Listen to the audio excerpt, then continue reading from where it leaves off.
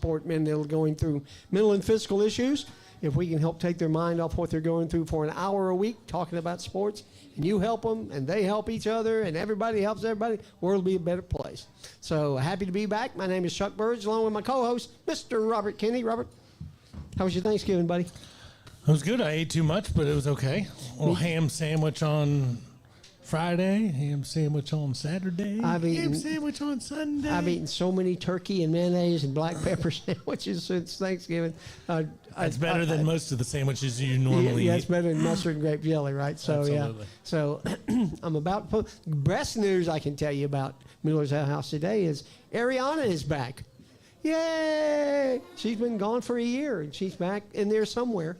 Well, you know, they had to get her away from Kennesaw to make sure she learned all the golden rules that Miller's brings to the table. And I think she just had to come back and keep Bailey and Sean in line. I think that might be too tall of a task. All right, let's get into our first commercial. Robert, if you would, please. Let's see. Which one am I reading? Ron Smith. I know you told me, but I have something different here. Making preparations for when you're not around anymore is not easy. Nobody likes to think about their own mortality, and we can talk about it next week. Doesn't always fit into the big picture. And that's why you should contact our friend Ron Smith at Senior Life Insurance. Whether you're being buried or cremated, costs keep going up, and you can lock in a price today and take this final expense off your to-do list. Do your loved ones a favor and take care of your final expense so that when your time does come knocking, they won't have to worry about it. If you're age 1 to 85, they have a plan ready for you, so please contact our friend Ron and his team tomorrow at 440-561-0758. Where can you reach him? You can call him at 440-561-0758. And we thank you, Ron Smith, for being a sponsor of the Three Guys Who Love Sports. It's so good to be back, isn't it? I miss it. I miss it when we weren't missed it, here. man. And we're welcoming Mr. Andrew Warner for the first time as a guest. We're welcoming Mr. Andrew Warner the first time as a guest. Listen to that crowd. Look at that. Andrew's been on as a GM before for our draft show. Right. But he hasn't been on a guest. Been trying to get him on, and he's got kids that he's got to look after that take Dang priority kids. over us. I'm telling you. Takes too much time, but thanks for having me, guys. Oh, Absolutely. Thanks for being here. tickled to have you to death. So start off with some college football. One of the most bizarre things, every now and then, you see somebody trying to plant a flag. Started with Baker Mayfield, right? Yep. From Oklahoma. I'm going further. And there was 5 or 6 of them done this weekend. How can this be? Why did it all happen so quickly? So I was thinking about it. Who was the first person who ever did something? I thought it was Baker. For me, I thought it was Baker, too. That's the first time I saw it. Terrell Owens at the Star. He was a San Francisco 49er, that's and he right. decided to go into the middle of the Star, and I can't remember what that free I don't think he safety's tried to name was. plant the flag, though. He did not try to plant a flag, but it was a middle of the field celebration, and Yeah. they've elaborated on it and brought the flag in. But you remember, he did this big swan thing where he was going to take a bow, and man, that guy came in and rocked Cleaned him his off. clock. Yeah, and ever since then, that's what we got. But nobody got pepper sprayed. It wasn't Like a they brawl. When Baker did it. And that was at Ohio State, wasn't it? Yes, it was. So yeah. Things get out of hand, and it's unfortunate. Nobody wants that to happen, but at the same time, it definitely went further than it should have. Well, if you win the football game, you don't have to worry about it. Yeah, no, that's for sure. And they got embarrassed. But as bad as it is planting the flag, let's go a step further and say, how many times this season has a field been stormed twice in the same game? Twice. No, I think it's been at least 3 times. Oh, really? So, I know it happened here. And it happened a couple times in the last month where, let's clear the field off. Okay, And we there have was still 1 16 second seconds left in one game. Yeah. Yeah, that was twice. Yeah, so when you think about That was it. Ole Miss in Georgia, wasn't it? I I think it was. It could have been. I just know That that was number 2, but I think it's 3 or 4. Yeah. Correct. It keeps happening. So not only are we going to get in fights over who plants the flag on Iwo Jima, the 50-yard line. My dad was there. And this is not what is that? Mount Suribachi. This is not Mount Suribachi. Can he say that on TV? I just did. Oh, okay. He didn't hit the buzzer, so we're good. But yeah, it's crazy. Running on the field too quick. all that kind of stuff. Well, the one at Kennesaw State was, I think it was a clock error. It should have ran out. But the one 16 seconds left, you got to know that. But there was another one that was just like the Kennesaw State, where it was 1 second or 2 seconds. And regardless, I mean, you don't know. You're ready to run the field. You're not watching a replay. You don't know. And we just keep doing it. I think they toppled the field goal post in one of those before, and then they had to run everybody back off. Somebody's out there. Had just, to hold the goalpost up. Yeah. That's crazy. College football has just been nuts this year. So we talk about the Ohio State loss at Michigan. Is that the biggest loss of the year? I mean, there's so many games. Not for them. They're in the best place they can be. They get to rest people. They can host a playoff game, and they're in. Regardless, they're in. And a couple weeks ago, I said Penn State had the best spot because I did not see that game happening, and they were just going to. But you're absolutely right. The Tennessees, the Indianas, the Ohio States of the world. Man, these guys pretty much got it made at this point. Yeah, I mean, I think for them, I think actually the worst loss, I think, would be the Miami loss. They lost at the wrong time. Syracuse and Tech. Yeah. Well, Tech, that set it up. But Syracuse, though, like I said, last game, there's no recovery. And now you're on the outside looking in. You can't play for your conference championship, and they may let Alabama in over Miami. I mean, Which they should. I don't know about that. As opposed to, well, for what are you giving credit to? Leading the league in scoring, or the nation in scoring? Because Miami has a great offense. They put points up like nobody's business. They have a business. Heisman contender there at quarterback. They right? sure do. They say he'll be one of the top 5 picks in the draft too. Yeah. That being said, they've only played NC State, Wake Forest, and haven't looked great in a few of those games. Okay. Maybe not put in Alabama over Miami, but somebody else. South Carolina deserves to be in over Alabama, I think, though. Alabama beat South Carolina head to head. But if you look at that, though, they should have probably won that game. There were some there's no questionable doubt things that they were going on there. And anyways, the point is that you don't get beat 24-3 and by Oklahoma and still have anything to show for in the playoff. You're not going to. No, they can't win a championship. They shouldn't be in. Anyways, but the point is, though, that was probably the worst loss because that really just knocked them out of everything after riding high for so long. Well, you talking about for this week or for the year? For this week right now. I mean, for their year. Yeah, their year's done. Well, how about Northern Illinois and Notre Dame? And to me, that's still got to be the worst loss of the year. That's the worst looking loss. And we can say that, but at the end of the day, at the end of today, Notre Dame's 3 or 4. Didn't matter. No, didn't matter. They're looking at probably, I would say, a 6. Historically, Notre Dame or 7. Well, they can't be any higher than 5. 5. Correct. Yeah, that's it. Yeah. But when Penn State loses, they're not going to knock Penn State to 10 because they played a game that when Texas loses, foreshadowing, they're not going to knock them to 10. Everybody else has to slide down a little bit. Let's say Clemson beats. That's the game. That's the game. Clemson beats SMU. SMU, they can't kick them out. And then Alabama won't be in. SMU's in. Then Alabama will not be in at that point. Yeah. If Clemson wins. That game is the game. Yeah. It's the game. It's the only game I think where you can, regardless of your partiality to the different conferences, you can look at that one and go, that one you're getting the nod. Well, and you never thought it was going to happen. No, because I thought for sure Miami would go and beat Syracuse.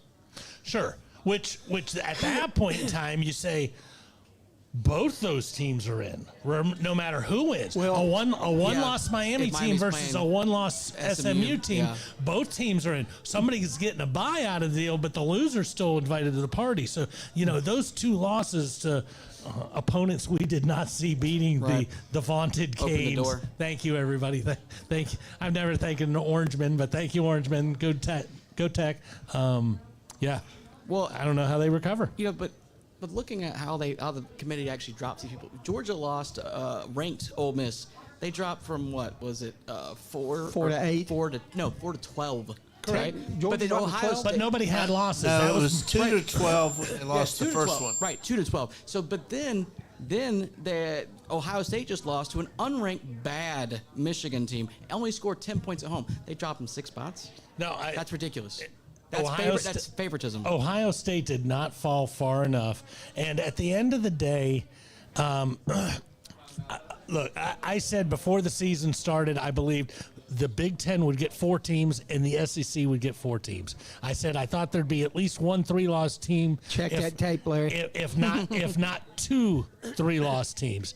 And because of the way the schedule is worked out, and we talked about this openly with these big conferences, and you're going to be playing somebody. Well, no, you're really not, because Indiana and Penn State basically maneuvered their way and only had to run into one speed bump along the way. So how many teams are there that actually have a chance to win the championship? How many do you think? 5? Yeah, probably 6. Yeah, maybe. But even then, it's so much more difficult to win this year. The SEC, and this is bias and all that other good stuff, the SEC could have the 4 best teams, in my opinion, in this and not win it, because it's that difficult to win a championship now, where you have to go win a game on the road, win another game, win another game. It's a gauntlet. If you think about it, if you look the way that the production is right now, Texas already played Georgia. They're going to play them again this weekend. Could play them again. Yeah, exactly. If Georgia loses, they're still going to probably be in. And if they are, then if they win the Indiana game, then they're going to have to go play Texas again. Has there ever been a team that had to beat one other team 3 times in a year? No. But that ranking's not going to stand when Correct. We'll see.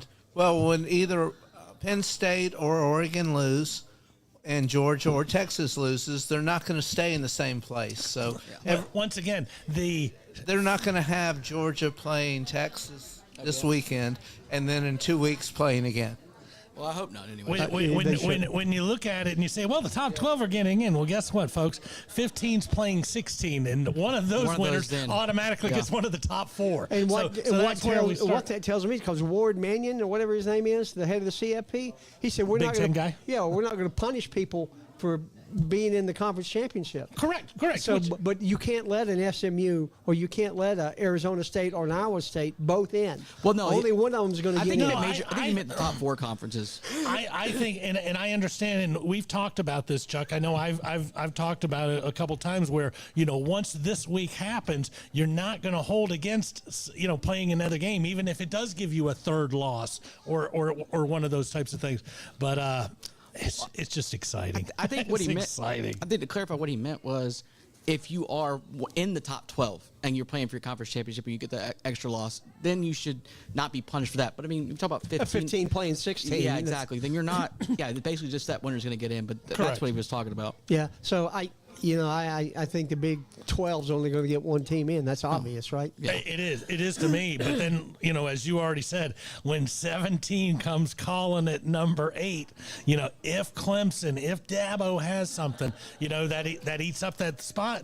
And SMU's got to be in. SMU is in. SMU's in.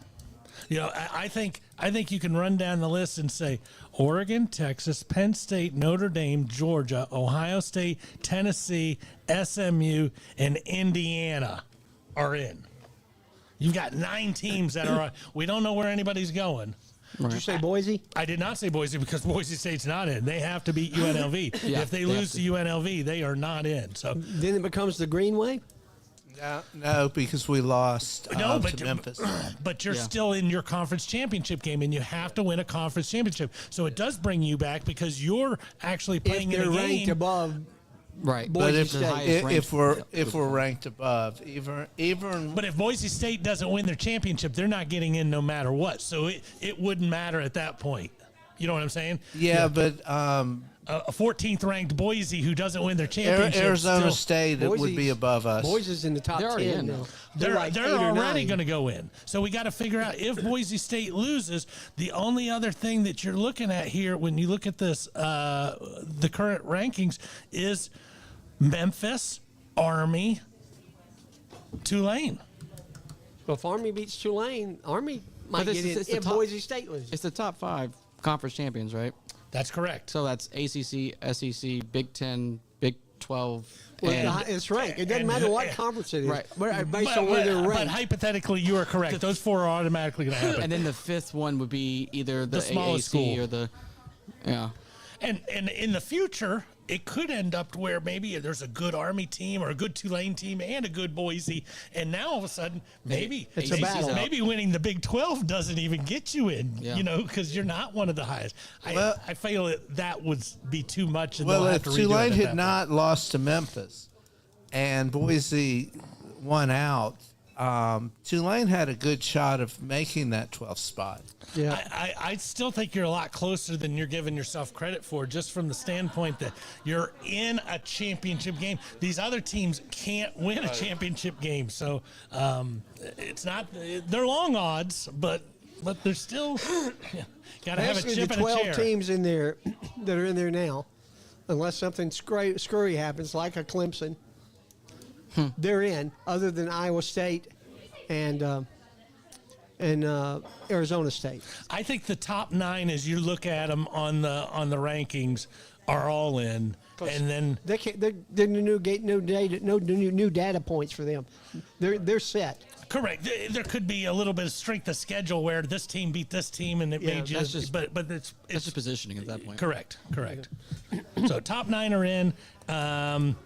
Everybody who's fair to Big Brother and Bama, boy, they're all breaking out their Clemson gear today. No doubt about it. Yeah, I want to see SMU in, but I also want to see Clemson win the championship just so that Bama doesn't get in. That'd just be so funny to me. SMU's a good football team. Yeah. I don't know if you know, Jennings is a good quarterback. They SMU is score a lot of points. SMU is a good football Ponies team. are running it. Yeah. But man, it's crazy on one of my text lines how afraid everybody is of Bama. And I already told my buddy from Penn State, I was like, you're going to lose to Oregon. You're probably going to get the 5 or the 6. And what we're going to do is send you Bama. We're going to say, congratulations on a job well done. Here comes Bama. Wait, what?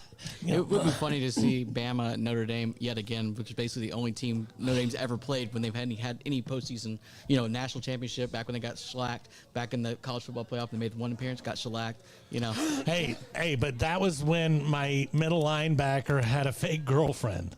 Oh, yeah, that guy. Manatao, from Manatao. Hawaii. Yeah. We didn't find out until the week of the game that he'd been dating a girl who wasn't a girl for a year and a half. That's ridiculous. Oh, brother. That's funny. All right, well, let's get our second group of commercials in.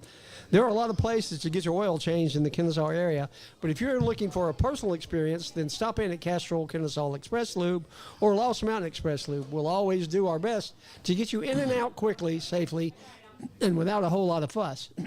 We're a true owner-operated business, and you'll find Brian under a car or hood at one of the shops. We offer experienced, knowledgeable technicians and the latest computer software to help you maintain your new car warranty and to keep your pride and joy running for the next 100,000 miles. We proudly offer Castrol products. And we thank you, Brian Bristow, for being a sponsor. Absolutely. Joshua Smith and his wife Tammy are both graduates of Kennesaw State College. He's been practicing law for 24 years, specializing in sports and entertainment law while continuing in criminal defense, civil litigation, juvenile and personal injury law. And he's ready to represent you all the way from your small town to the Supreme Court and any appellate court in between.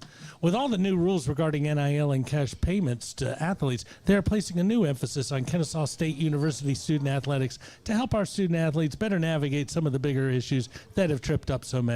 Give them a call tomorrow at 706-217-2095. What's that number? It was 706-217-2095. And we thank you, Joshua and Brian, for being sponsors of the Three Guys Who Love Sports. Don't forget to join us here again at 7 o'clock tonight for the Owls Show. A lot of stuff going on at Kennesaw State. Has there been stuff going on there? Man, what a crazy couple of weeks over at the Convo Center and Fifth Third Bank. So a lot to talk about there.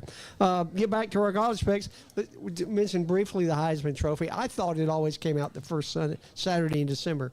And I was thinking it was this Saturday, but it's the following Saturday. That's correct. Because the finalists will be announced on Monday the 9th, I read. Mm-hmm. And then the finalists. But, I mean, I think it's pretty much locked in terms of the finalists, who they're going to be, right? The top 3?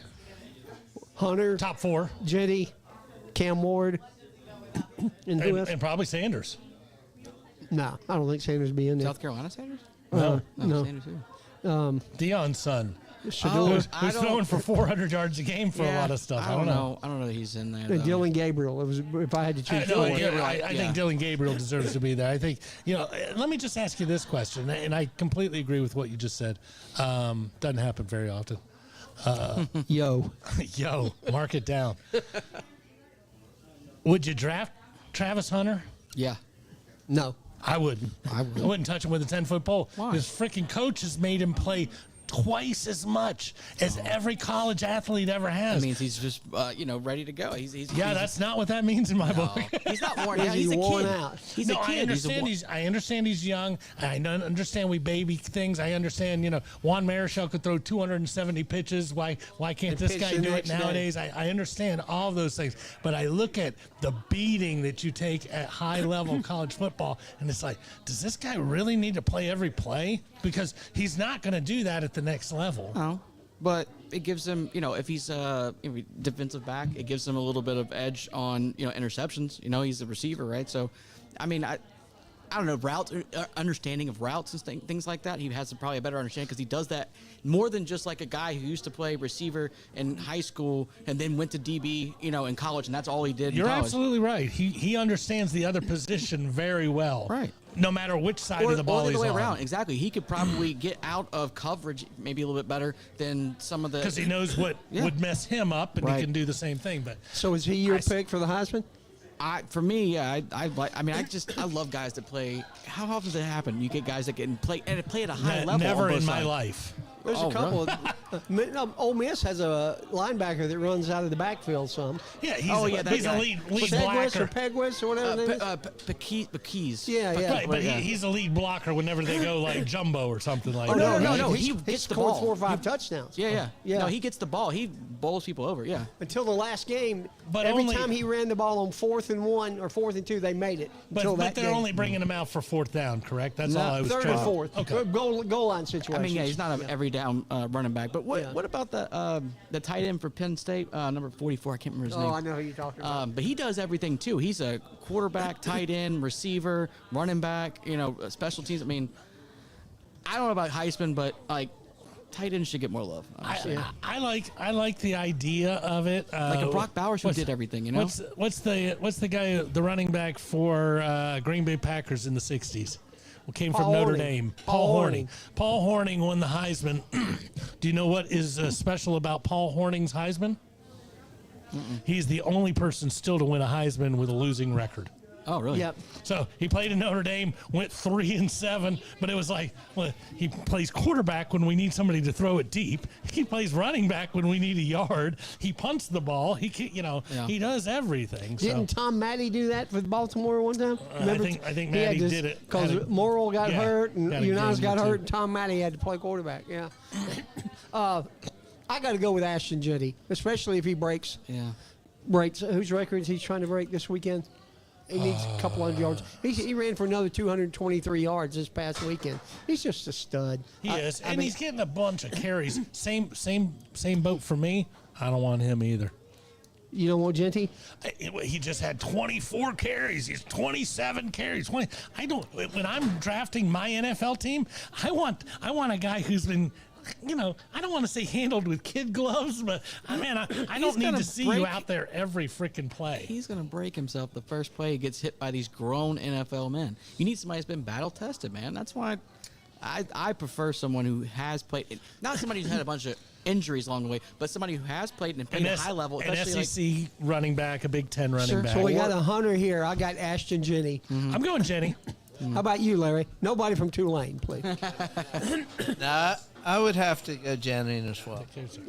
You would go Ashton Jenny. Me too. I think Hunter's going to get it, but I hope so. I think it should be Jenny. So Well, it's such an exciting thing. I believe the last time we talked about somebody who wasn't at a Power 4 or Power 5 conference was Randy Moss. Yep. That was the last guy who we were like, okay, best dude on a campus is that guy. And so it's kind of fun seeing Jenny do it, but we'll see what happens. I mean, Colorado's not really. and they're playing on their own home field, aren't they?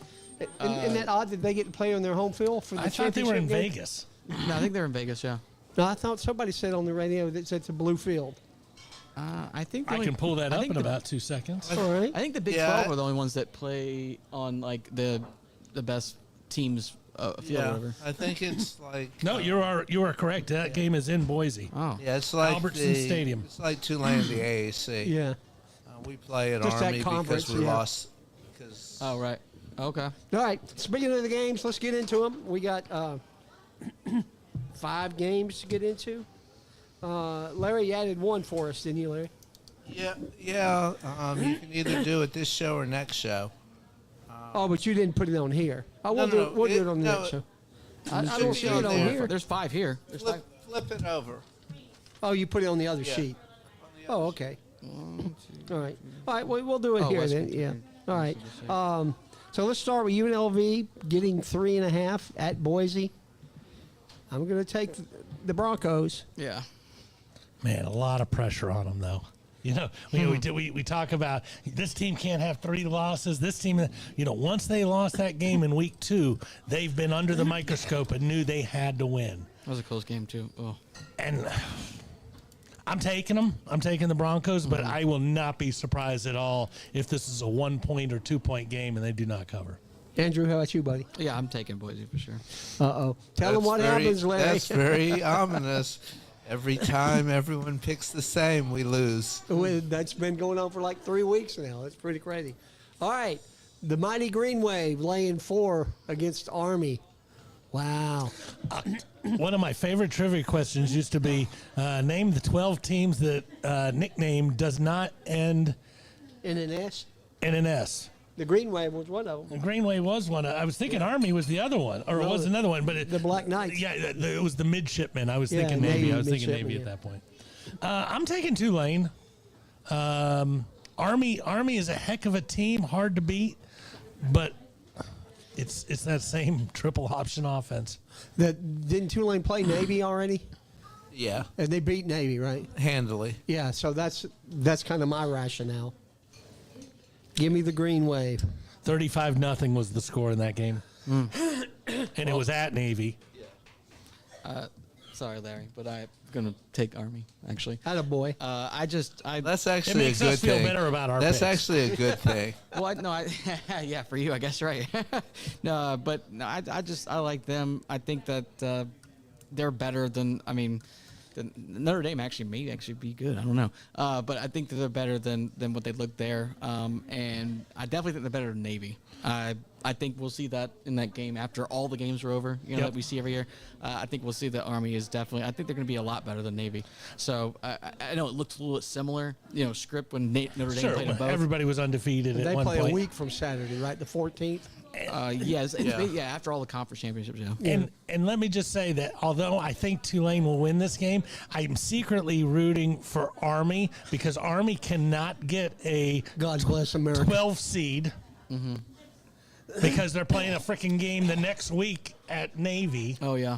But I would like them to be pushed into getting rid of that game, move that game up, make that game Rivalry week. Make it a Thanksgiving week, yeah. Thanksgiving weekend game. Everybody else does it. Something, and I understand you want it on its own But thing. they want it on its own, exactly. But you can have it all on its own day. You don't have to have its own weekend where you've Monday. penalized the two teams. Because what if a Travis Hunter goes there and there's just somebody who's dominant? I want to see that in the 12-team format, and I can't currently with their schedule making. Yeah, you can do it like on a Tuesday after rivalry week or something like that. I know they don't want to interfere with the NFL on Mondays or Sundays or whatever, but or do it on Thursday. Do it on Thanksgiving Day. Thanksgiving That'd be Day. kinda cool. Nobody wants to see the dang Lions anymore. Let's put them up against each other. Who gets more viewers? That's for sure. Yeah. So Iowa State getting 2.5 against Arizona State. Arizona State lost 2 early, and now they're one of the hottest teams in the country. Absolutely, and I'll definitely take the Sun Devils in this one.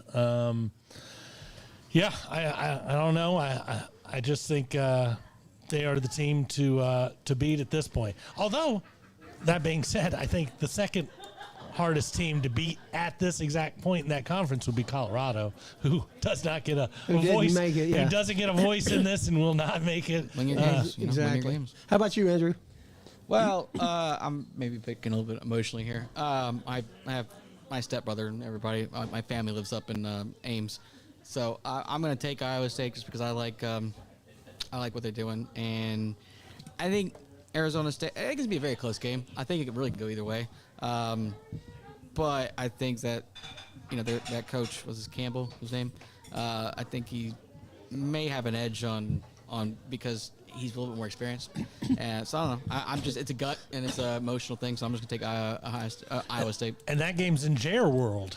Jerry Oh, World, yeah, that's Dallas. right, yeah. So I'm taking Iowa State for one reason Mr. only. Limpert. Rick Limpert, because of you, Rick. I'm gonna take your Cyclones. I'll talk to Rick today too. I'll be rooting for Rick's Cyclones. I'm just not going to bet on Rick's Cyclones. Yeah.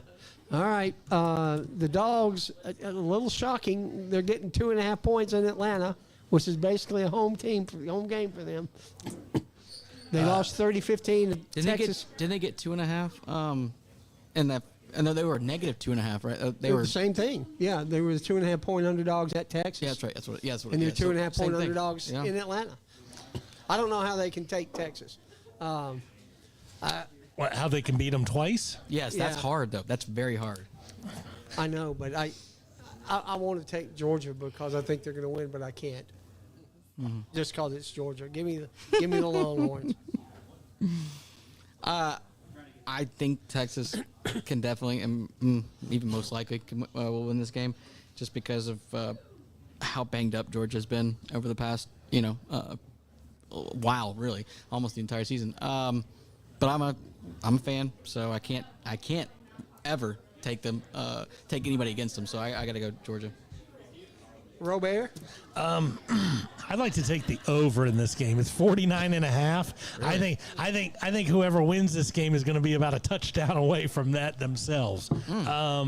Yeah, I'm taking the Dogs. Could they lose? Absolutely. But when you think back to where they were. And however, they're just about done. Put a cork in them, send them out to this, and now they're getting ready to play a team that they already have confidence in beating, and now you get a bye. You can have a bye, So it does scare me with how they beat them the first time. That's always a hard second game. Yeah, if he didn't have those interceptions, they probably would have beat them like 45-15 or something. Well, no, I'm not even saying that. I personally believe that when I beat you the next time we play, I walk into the stadium a little different. When I beat you the first time, man, I was focused. I was thinking about That's this, true. and now I'm looking at you. I'm like, hey, chump change. What are you? And I think that sometimes catches. Kirby Smart's not like Kirby's that. great. Kirby's great on that Kirby's stuff. Just but like Saban, he's feeding the rat poison right now. Telling they don't think you can do who it. wants Look at to that. eat? We want to eat. They think you guys are garbage. You guys can't go out there and do this twice. It was a fluke the first time. You got lucky. That's what they're saying about you right now. Go out there and get some. And let's just go ahead and mention it since we haven't mentioned the game last Friday night. We're not talking about that game. If there's one thing that I know, even if we lost that game, this is not the best Georgia team that you've seen. This is not the undefeated team. This is not the team that won 2 national championships in a row. I believe last year's team was good enough to beat Michigan where we couldn't beat Alabama. We lost Alabama. Yeah. Michigan beat Alabama. I think we'd have beat Michigan and all that. This team is not as good as any of those three teams. No Brock Bowers, no Ladd McConkey. But good Lord, are they the most resilient team I've ever seen. Down 28-0, 7 minutes in Tuscaloosa, not a problem. Down, this team just finds a way to win. And I always say about, we've been changing the rules to benefit the offense for years and years, and that's what you've got now. You've got a team. These are the types of comebacks that are going to happen. It does happen. I almost turned it off on Friday night. And Are we done? It was a fantastic All right. finish. I just wanted to say shout out, to all of those fans that were there. Penn State plus 3.5 against Oregon. Man, if we could just get that Georgia Tech quarterback through the portal, I don't think Dogs will lose. Hey, one of them did go to the portal. No, it's so funny. The day after the game, everybody's like, "Wow, that Georgia Tech guy, he's really good." I'm thinking, yeah, if he was on the other side of the ball, that would have been a much different Tyron game. or whatever his name, not Philo, but the third string guy. Yeah. Not Philo Beto. Not Philo Beto. All right, Penn State and Oregon. I'm on the Oregon train. I'm sorry, Ian. I wish you well, but Oregon's just too good. I enjoy watching them play. They play good defense. I mean, they stopped Washington several times. Dan Lanning had never beat Washington before last Saturday night, and they clobbered them. I mean, just clobbered them. So give me the Ducks. quack. And I did like that game from the standpoint. I remember watching part of the game, and the announcer even made the comment that they didn't have to win this game, but they sure looked like a team who was backed up against the wall and had to come out. And they took Washington behind the woodshed. I'll take Oregon because once again, I think Oregon might have beat a decent team once this year. Still not sure about Penn State. Yeah. Oh yeah, they did face the same. But at the risk of jinxing them and taking Oregon as well, I kind of have to. I'm a huge fan of what Dan Lanning's done to transform that program in the short time he has, and he's even miles away from where he was when he faced Georgia last year in that first game of the year. I think they're going to win the game. I think they're not going to see anybody that's really going to give them any kind of trouble until maybe the championship game. But like I said, I really hate if you guys have this jinx going on. I don't want to jinx them. No. You do you. It doesn't always happen that way. I'm taking Oregon for sure. Right, good deal. I do disagree with you heavily on it'll take to the championship game till somebody challenges them. I mean, because it does take 3 games. I love college football. I know, me too. All right, let's get a Brain Train commercial in. You don't want to do the last game? Did you want to do the Western? No, we'll do that. We'll do that in the Kennesaw show. Yeah. We're not doing the Clemson SMU game? Oh yeah, how come that's not on here? Hey, it's Melissa. Oh, it's on the other side. No, it's not. No. Did I miss one? Yeah, you did. Yeah, that's a good one. So what's the spread on that one? That game is 2.5. SMU by 2.5. Give me the ponies. Well, but nobody can hear us right now, so.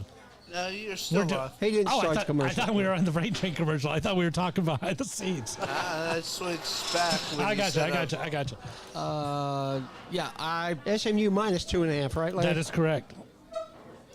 yeah, Give me the ponies. Big game in Charlotte. I think Dabo's got something on his sleeve. I think he's mad about last week, so I'm going to take Clemson. All right. They looked good last week. I mean, that was a fun game. I told somebody, I was like, I think that's going to be, 17-14, not exactly what we'd call exciting football, but 2 pretty decent teams. Another game I lost. I had Clemson minus 3.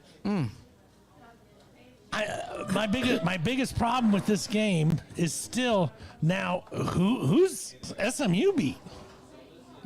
Nobody. That's it. I mean, they've Clemson. At least I know Clemson has been punched in the mouth by Georgia, punched in the mouth by South Carolina. Give me Dabo, but if Dabo does not win this game, I think he's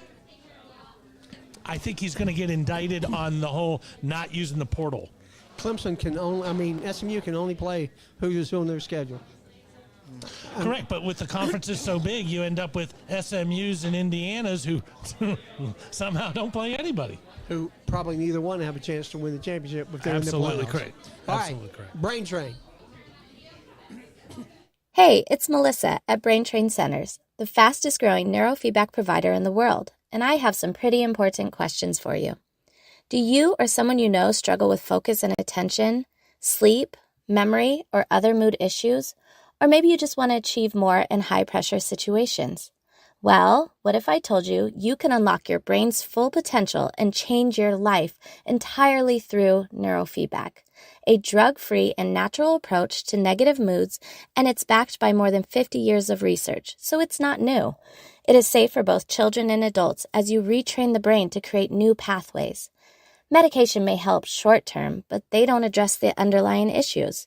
Just as push-ups help your physical strength, neurofeedback is personal training for your brain. With over 20 offices nationwide, don't hesitate to reach out to Brain Train Centers, as we will provide you with the highest level of compassionate care and help you achieve the mental clarity, performance, and calm you deserve.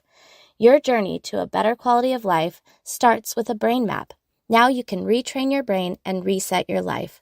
So just call or text 470-291-2778 or visit braintraincentersinc.com.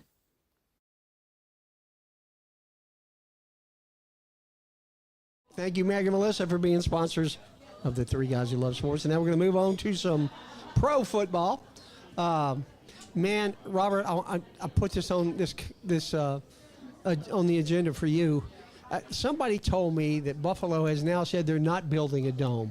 Is that true? The last time I heard, it was still going to be a dome as of 2 weeks ago, 3 weeks ago. What a great home field advantage to have. Why would they put a dome on that stadium in Buffalo? No, you're absolutely right. And, the difference is, you think about the Lions and the Vikings and how they're able to host a Super Bowl. And I'm not telling you Buffalo's on the verge of getting a Super Bowl, but people think about things like that. Like, man, if we had this, maybe we could, entice this or entice that. So I think it does. But, before you make that colossal mistake that you'll never get back from Buffalo, look at who was the most feared team playing in the 1970s because of home field position. Would that be the Pittsburgh Steelers? I think it was probably the Minnesota Vikings. Yeah, Purple Peelers. Yeah. Because those temperatures were even worse. And, the Steelers were going to be good no matter where they played. That team was that good. But some of what the Viking mystique was that whole, man, it's minus 12 today. How you feeling? Well, I don't think it'll ever be a dome in Green Bay. I mean, I know in my lifetime they won't put a dome on that stadium. Which when you think about it, the reason why is because their two people went with them, and they've seen how those teams got soft. If you were Chicago or Green Bay, why would you do it? You don't want to be soft like those other guys. After what Buffalo did to San Francisco, they got to take a step back and say, man, we practice in this stuff. Yeah. We can practice it. They can't. It's still an awesome game to watch. I was watching that. It was the most fun game to watch. Well, I mean, that was cool. But when I was first introduced this year, when I was watching that Cleveland Pittsburgh game, I was like, started off as like a little flourish, and then like come back from halftime. It's like minute later, it's a freak. Yeah, it's a freaking whiteout. Yeah, and it was fantastic to watch because it was just. That was like kind of the old. I used to watch those old, like what was that? The Ice Bowl game, on Dallas and Green Bay. Obviously, I wasn't there. 1958. You weren't there. I wasn't there. No, sir. I was born in the '80s. Sorry about that. But I went back and watched that. I thought those were some of the coolest games. Honestly, I didn't want a dome here in Atlanta. I didn't either. I wanted don't to go dome back anywhere. to what we had, to the days where I was just a child, obviously, when then that stadium was built. But Atlanta Fulton County Stadium. Yeah, I want to go back to that. I want an open. I spent a lot of time recently before I moved back here about 10 years ago, and I was living in Northern Virginia, and I went to was it FedEx RFK? Field? Oh, FedEx Field. RFK wasn't, but FedEx, I went to RFK for something else, but at FedEx Field, and it's a fantastic feeling. I've been there, in the beginning of the year when it's kind of hot outside. I've been there when it was snowing and all that. It's a fantastic feeling. I think it's a lot better than a dome at all. I went to Green Bay 6 years ago when yeah. the Falcons played up there. It was 14 degrees. It was the best 3 hours I ever spent at a football game. I can do it for 3 hours. Yeah. I don't have to do it every day, but to go to a game and experience that, and man, it's so much fun. Knowing that I agree with both of you about not compromising what your geographical location offers you. Yeah. Having a dome in Miami only means that people don't get hot. Yeah. I don't want you cool. I want you hot. I want you way hotter than.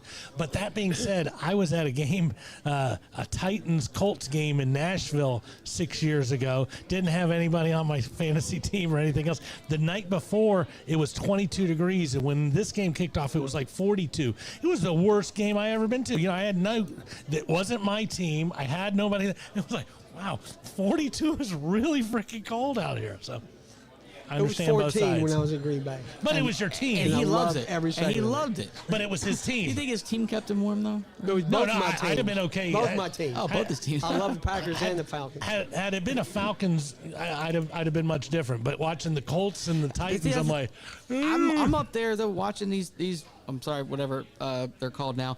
Games, at FedEx Field. Redskins. The artist formerly knows as Redskins. Yes, exactly. But and it was cold out there. I don't have a dog in that fight. I was there at the Redskins, Cowboys game. That was just a great game to watch. Sure. And I loved every minute of it. And it was snowing out there. It was 14, but it was like 30, 33 or 34 degrees out there. I loved it. I do too. Every game, if it's raining, both teams are playing in it. Yeah. That's the way it ought to be. Yeah. All right. Speaking of the way things ought to be, what happened to 6-3, and all of a sudden we're 6-6? We're the Falcons, and I said this 5 weeks ago, 10 weeks ago. He's not pushing off with his back foot.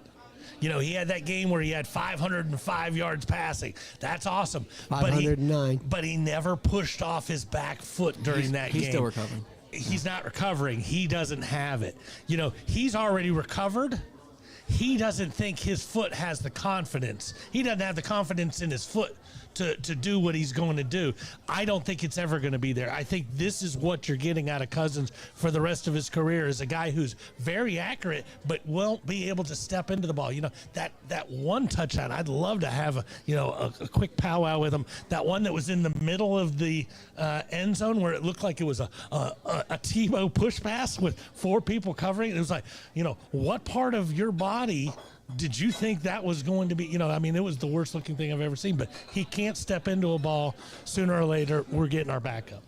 Not this season. If they though. get knocked out of the playoffs, I think you will see Penix. I don't think you'll see him this year. And the only reason why is I think we want to trade him for as much money as we can get back out of him, and that doesn't happen if we bench him in week 16. Yeah. His value goes way down. You talking about Cousins? Yeah, Cousins. yeah. I think Cousins plays this entire year, and then we start shopping going into the draft, and see what we can pull off. Was that always the plan then?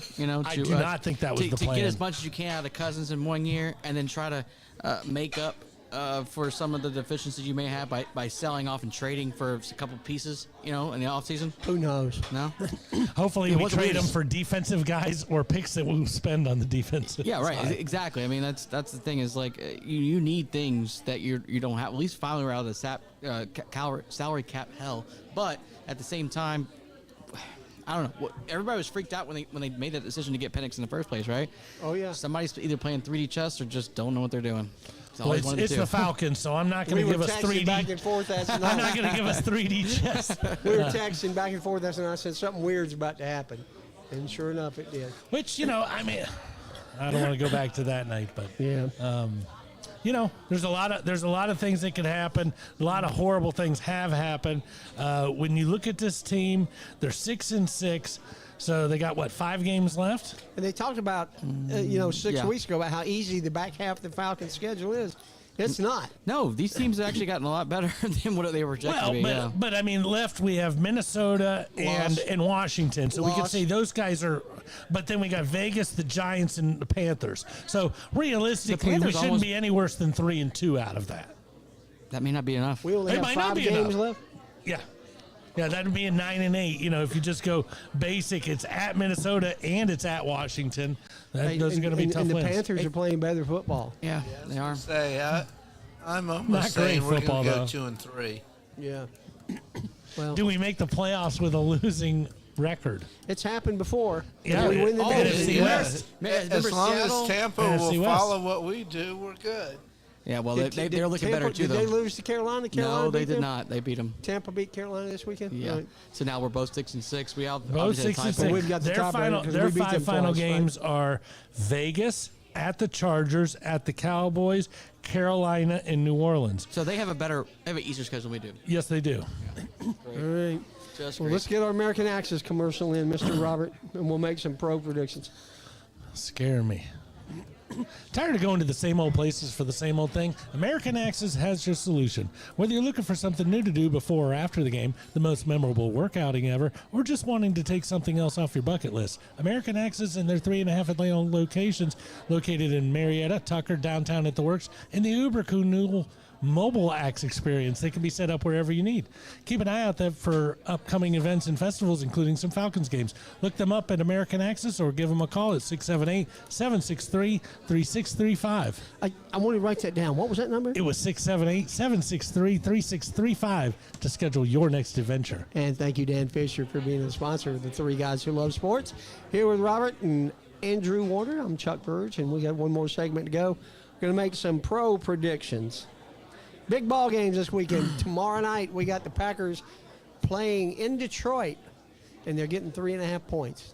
That is such a big game. It is a big game.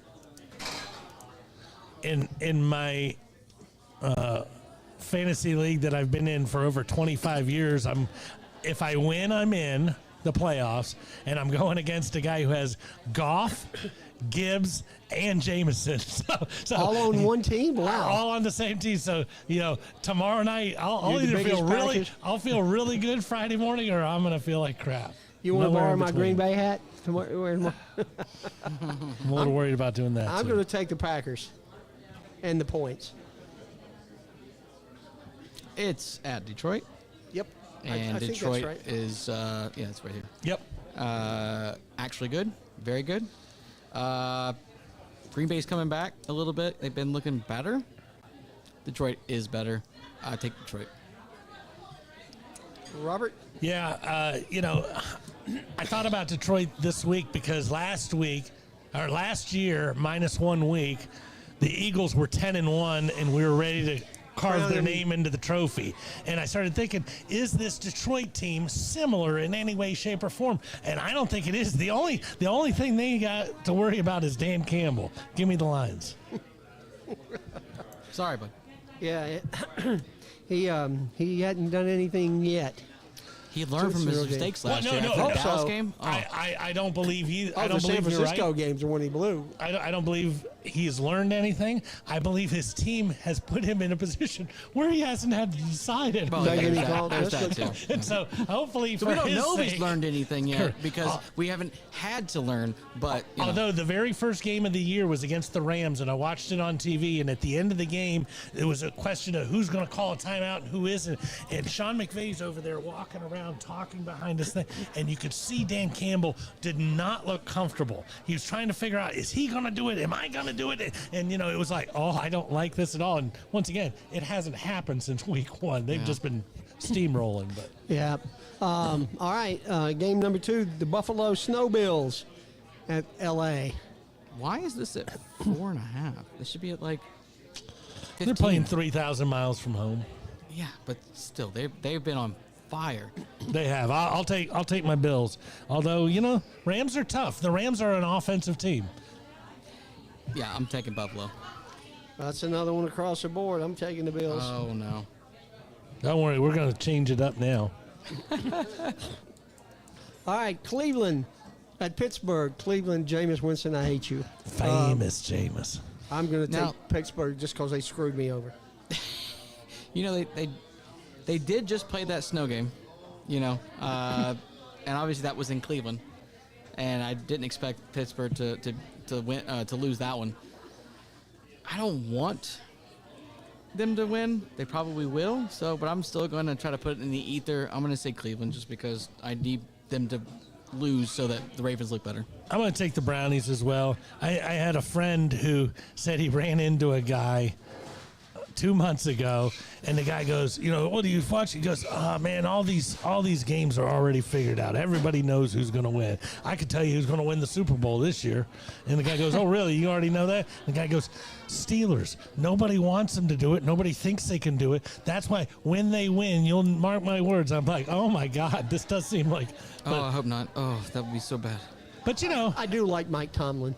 I like do- him as a person. I just hate that city. I hate the team. I always have, even before he got there, as a Ravens fan. Sorry. No, absolutely. But I said 6 months ago, you look at the Falcons, what do? We spent $190 million on one quarterback and then a seventh round or number 8 pick for another quarterback. What did the Steelers do? They took 2 guys off the trash pile and they're spending less than $2 million for both of them. With our fired Because coach. Denver's still playing. That's how you For win. Russell Wilson, When you want to know how to win, you don't pay somebody $50 million when you don't have Should to. have taken Russell Wilson for $1 million, whatever it's going to I cost. think it's 1.5. I think he's getting 1.5, and Fields is getting literally like $500,000. Yeah, that's. Oh my God. They probably have the better best situation in backup. Pittsburgh than we have in Atlanta. That's for sure. And you're right. But let me just say, everybody had an opportunity to have that situation. Both of those guys were being dangled out for the whole world. Only one franchise bid on both.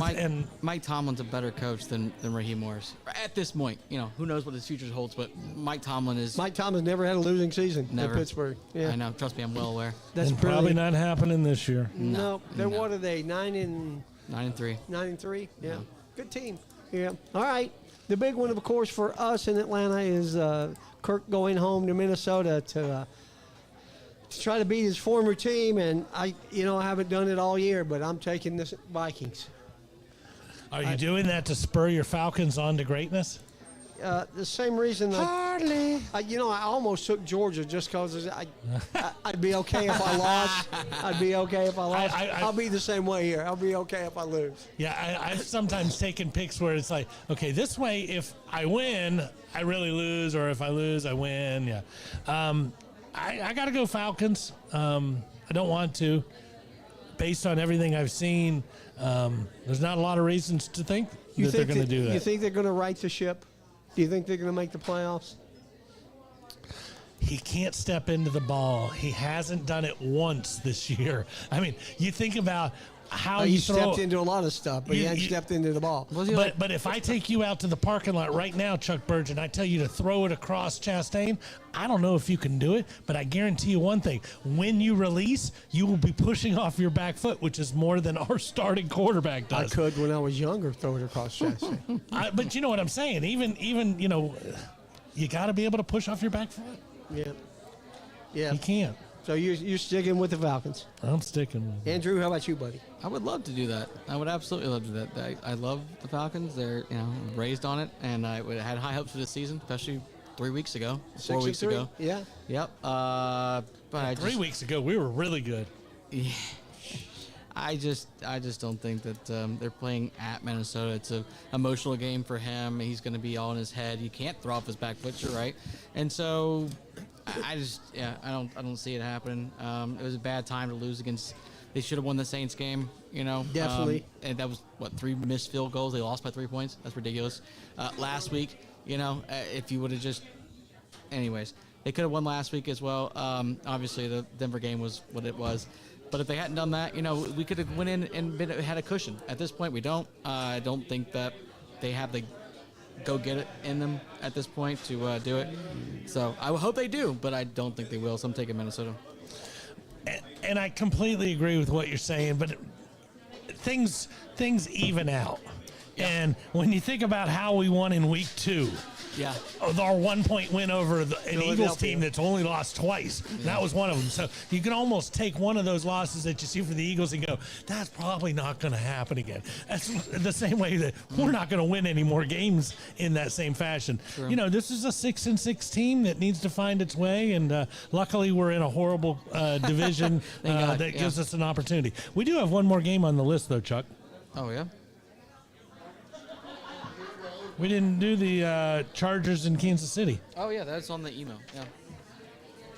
That's the one you missed, Larry. Hey, I'm just here to keep it all fun. Chargers are a tough team. I hate Captain Khaki. That guy is an abomination, whether he's cheating at the Big Ten level or doing this or doing that. But what does that guy do? Wins. You can throw, Again, unless it's his brother. He's never done that. Hasn't beat John. 0-3. 0-3. Yep. That's okay. For all we know, that there's side money on that. Oh, that's true. Yeah. But I'll take the Khaki. I mean, the guys put another team together. Yeah. No, I certainly hope so. I don't really know in this, so I'm just gonna say yes. I'll take the Chargers, and I hope they win because anything to bring down the Chiefs. They're becoming the Patriots. I don't want the Patriots. I just want everybody to be jumping up and coming down, jumping up and coming down. And it's funny when you say that because, when the Patriots were winning, all I wanted was another team to start winning. And now that they've started winning, Well, I don't want another team to start- I want another team to start winning. But they do have a lot of similarities where, their team keeps getting a little worse. You go, wow, they don't have Tyreek anymore. They can't find this. They don't have this. They don't have... keep not paying their top players, just like the Patriots did for so many years. Yes, absolutely. But there's something about Andy Reid's probably the best coach of all time. I know everybody says Bill Belichick's got all the rings and everything, but he had Tom Brady. Tom Brady's a once-in-a-lifetime kind of thing. And Belichick never called any offensive plays, so I'll go with you on that. Yeah. Well, I'm going to go with Kansas City because they're now a game behind Buffalo. They're a game ahead. They're a game ahead, Yeah. but they don't want to fall back into a tie. Correct. Because Buffalo's got the tiebreaker. That is And they correct. don't want to go back up there and play in Buffalo again. So give me the Chiefs. What I would love to see, because I don't think either one of my teams, the Ravens or the Falcons, are actually going to make it because they both look horrible this past week. I would love to see a Buffalo and Detroit Super Bowl. I've never seen. I was a very small child when the last time Buffalo lost 4 Super Bowls. Scott Norwood, wide left. And wide left. But of course, nobody's ever seen the Lions there. But but I would love to see that. And I wouldn't even carry one. I just would love to see that. I don't want that Super Bowl because I want everybody rooting for my team, not going, well, Detroit sucks too. Yeah. Well, it would be the first time Detroit's ever been to a Super Bowl. Of course, yeah. You know who the other 3 teams are that have never been to a Super Bowl? I have to go through all 32. There's 4, yeah. Are there 4? And Detroit's 1. Chargers? Nope, they've been. Have they? Yeah, they got waxed by. Is it the Rams? No. Jacksonville. Jacksonville's 1. San Francisco. They got waxed by San Francisco. That's right. 94. Cleveland Browns. Well, yeah, they did win a championship. That was before the NFL merger. Yeah. Okay. Won almost a decade of championships. And the Houston Texans. And the Texans. Those are the 4. They don't look good either, do they? No, my quarterback has sucked all year. But man, what a horrible division with Trevor down and CJ not playing well. All right. Well, Robert, man, it was good to be back, wasn't it? it is good to be Andrew, back. thanks for coming on, buddy. Thank you for having me. We've had a blast, and guys, don't forget, stick around for 7 o'clock for the Owl Show, and take care of yourselves out there. Again, happy Thanksgiving, Merry Christmas. Know your numbers, cover your ass, get your prostate checked. We'll see you next week. Bye-bye.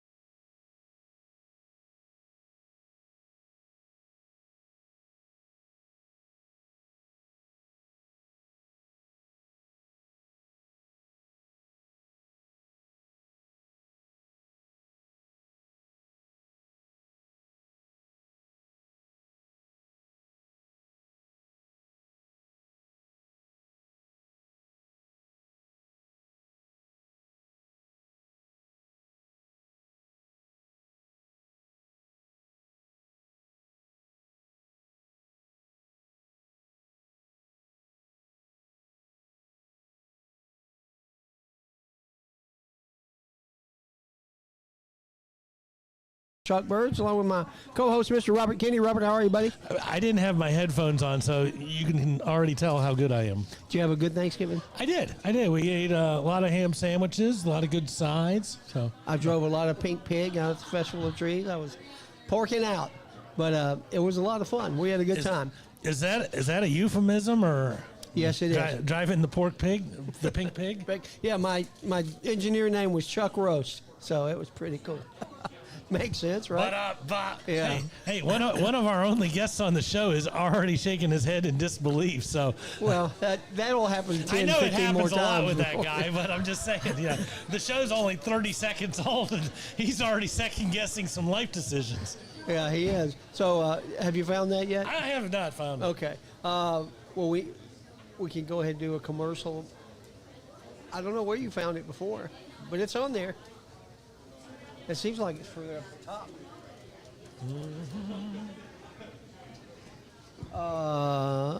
Check under the next one, athletic. Is that where it was? That's where Chuck knows where everything is. I wouldn't say that. I just did. You didn't have to. All right. Now that you've got that up, let's do a commercial.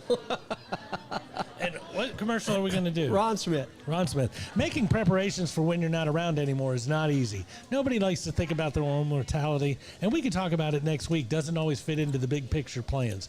And that's why you should contact our friend Ron Smith at Senior Life Insurance. Whether you're being buried or cremated, costs keep going up, but you can lock in a price today and take that final expense off your to-do list. Do your loved ones a favor and take care of your final expense so that when your time does come knocking, they won't have to worry about it. If you're age 1 to 85, they have a plan ready for you, so please contact Ron and his team tomorrow at 440-561-0758. I missed that number. What was it? It was 440-561-0758. And we thank you, Ron Smith, for being a sponsor of the Owl Show here on Wednesday nights. Hootie hoo. Yeah, can we get a big hootie hoo? We haven't had a hootie yet. Hootie hoo. There you go.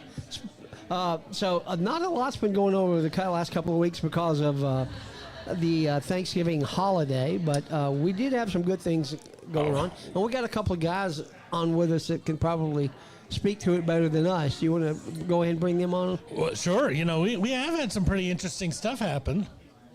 All right, let's get them on. We'll get them on here. We'll talk about some of this. Hey, interesting stuff. Y'all come on over. Mr. Will Renfro, Garrett Bucket, everybody. Hootie hoo! Hootie hoo! Welcome, buddy. How are you? I'm good. How about you? Garrett got the nice KSU sweat jacket on with the little white sleeves. I like that. That's not even a sweat jacket. That's styling. It's Cold in here. Yeah, it's a cold winter jacket. Hey, How are it's you, cold gentlemen? outside. I'm good. Good Thanksgiving, both of you? It was no drama, which is really good. No drama. It's always good on a Can it holiday. even be Thanksgiving if there's no drama? I don't know. I don't know how that works. I think I've always had Wait a drama. minute, there was no drama on my side. I don't know plead about the his. fifth. That's better than drinking the fifth. So Yeah, well. there you go. It all I could depends have on done what that your on drama Thursday is. too. That's usually It what really causes the depends on your drama. drama. Yeah, that's true. All right, so a lot of things is going on with changes. Oh, a lot of changes. in the last 2 weeks. I mean, Yes. since we were on the air 2 weeks ago.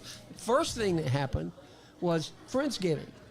We had a great tailgate for the last home game. Yeah. We had I hated missing it. we had two turkeys, two full turkeys. Yeah, we Other had than you two? exactly. Ba-da-ba. we don't laugh at his jokes. Yeah, you do, and that's what makes That's it why, That's what funny. that's makes why it I keep worse. coming back. Yeah, we had two turkeys. We had all kind of sides and stuff to go with it. I made some cream corn, and we just had a really good time as our final tailgate of the season. And last time we'll see some of those people, because some of the people that we tailgate with are families of players and Seniors. seniors, Yeah. and some of them are moving on in the transfer Transfers, portal, yeah. and so it was the last time they were going to be there. And, you bring up a valid point where I haven't run into those people. And even if I did, maybe I run into them one time or another time.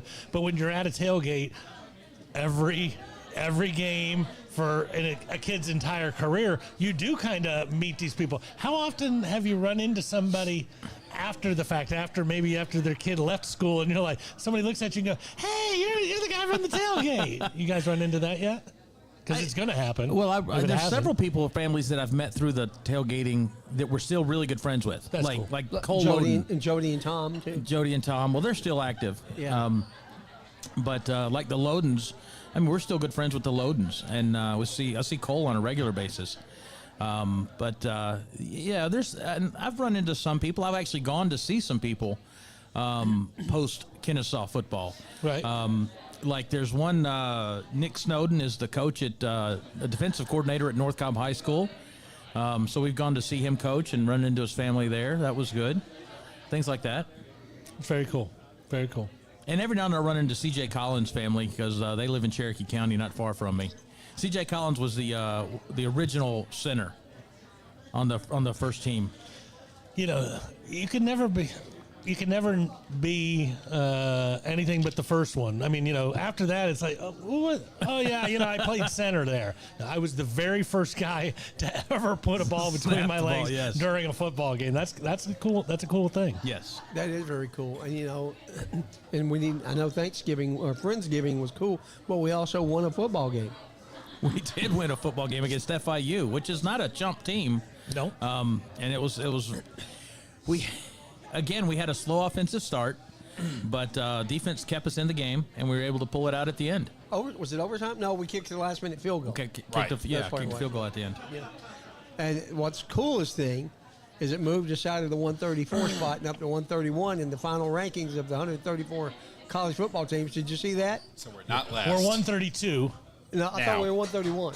Was it? I think we're third from the bottom. We're We 132. moved down after the last loss. Well, you might have, but we couldn't move our. But We're not dead last. That's what matters, That's right? correct. you know There's who two was, people. You know who was below us? Who's that? Purdue. Purdue was the second worst team. And They he's were not even 133. here. And he's not even here. Now I know why you were talking about him. Yeah. Yeah, so Purdue was 133. I think we were 131, Robert, to be honest. I thought it was 132. Then Purdue was 133. No, there were three teams and then below us. Kent State. There were three below us, Okay. yeah. Oh, Kent State was last? Kent State's last. Yeah, because Oh, they wow. never won a game, did they? I just remember that Kent and Kennesaw, when they were back to back, it was like, wow. See if you can pull that up, Larry. The final rankings. It's on Instagram. I know is where I saw it. What happened to Liberty? Once somebody we beat them, somebody they, messed with their mojo. they fell Yeah. off. They fell off the wagon. Yeah, they lost to us and they lost to Jacksonville State the next week. Well, and you know, when you're undefeated, you walk a little have a certain different. swagger. Getting off the bus, the other team looks at you a little different, like, man, here they come. And then, you know, once you pop that balloon, people are like, wow, if KSU did that, man, we should do that too. Or, you know, why not? So I know some of you from Liberty are watching. Oh, boy. You know what the coolest thing about that football game was, though? Which one? The Liberty game? Liberty game. The FIU game. What's that? Chandler Burks became the youngest head football coach to ever win an FBS football That game. is Right. correct. 28 years old. And here's a weird stat for you.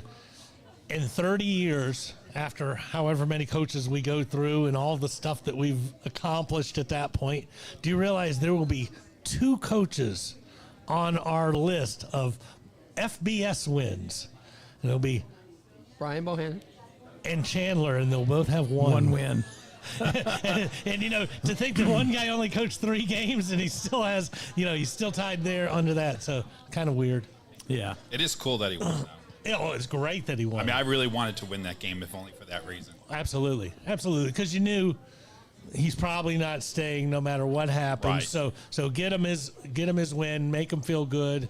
Now, did you hear what happened in the broadcast of the Louisiana Tech game to Chandler Burks? I did not. So the camera, this is what he told me because I was at the game, but on the TV broadcast, they focused in on one of the assistant coaches on the sideline And start talking about Chandler. this is Chandler Burks, the interim head coach. He's so young, we don't even know who he is.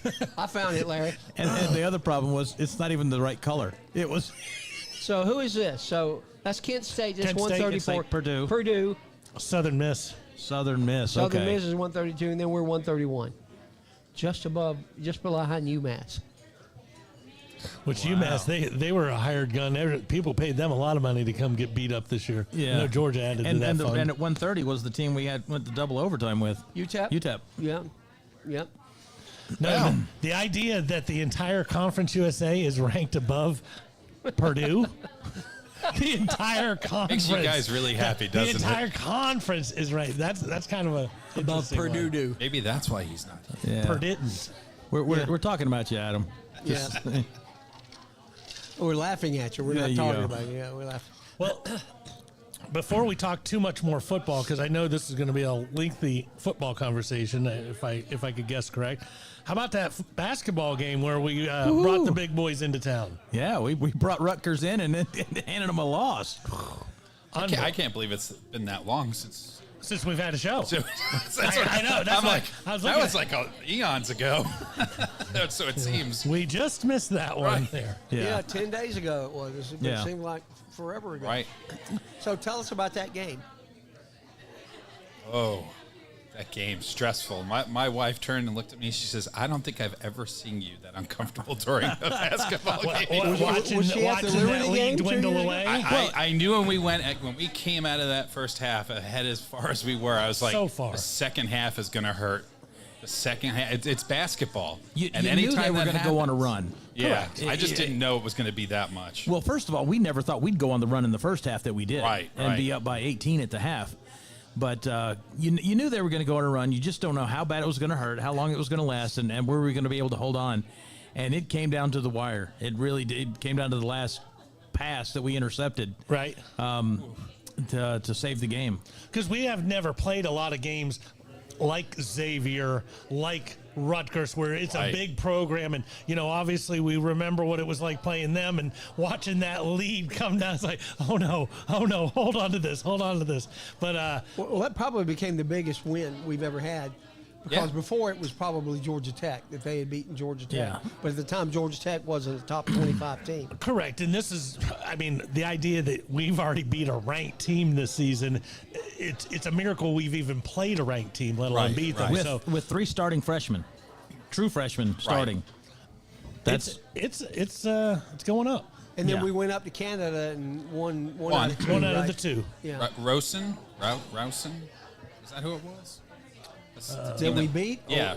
Oh, no. I just saw that. it was Townsend, wasn't it? Townsend. I'm sorry. Towson. Thank you. Towson State. Wow. Yeah. I had never even. TOWS. Where are they from? Maryland. Oh, okay. They're Maryland, yeah. I hadn't even never heard of them before. The other one I had never heard of, CIU or ICU. No, KSU. We were in ICU after we played UC Irvine. UC Yeah. Irvine, yes, UCI. Yeah. and they're a good team. They did well. They're They a did very very well. good team. And statistically or over the history of time, those smaller schools from California always end up with a guy, UC Irvine, this school, that school. There's always a 6'8" swing man who is really good on Yeah. so it's a big win.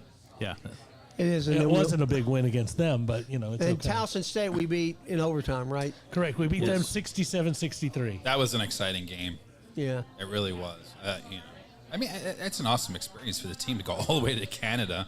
For Thanksgiving. Well, I don't know if that would have been exciting, but you remember it more, Well, sure. When did we go? It was Thanksgiving. 30 I'm years wondering from if now, we'll go remember. back next year because two of the 4 teams are already committed to go back next year.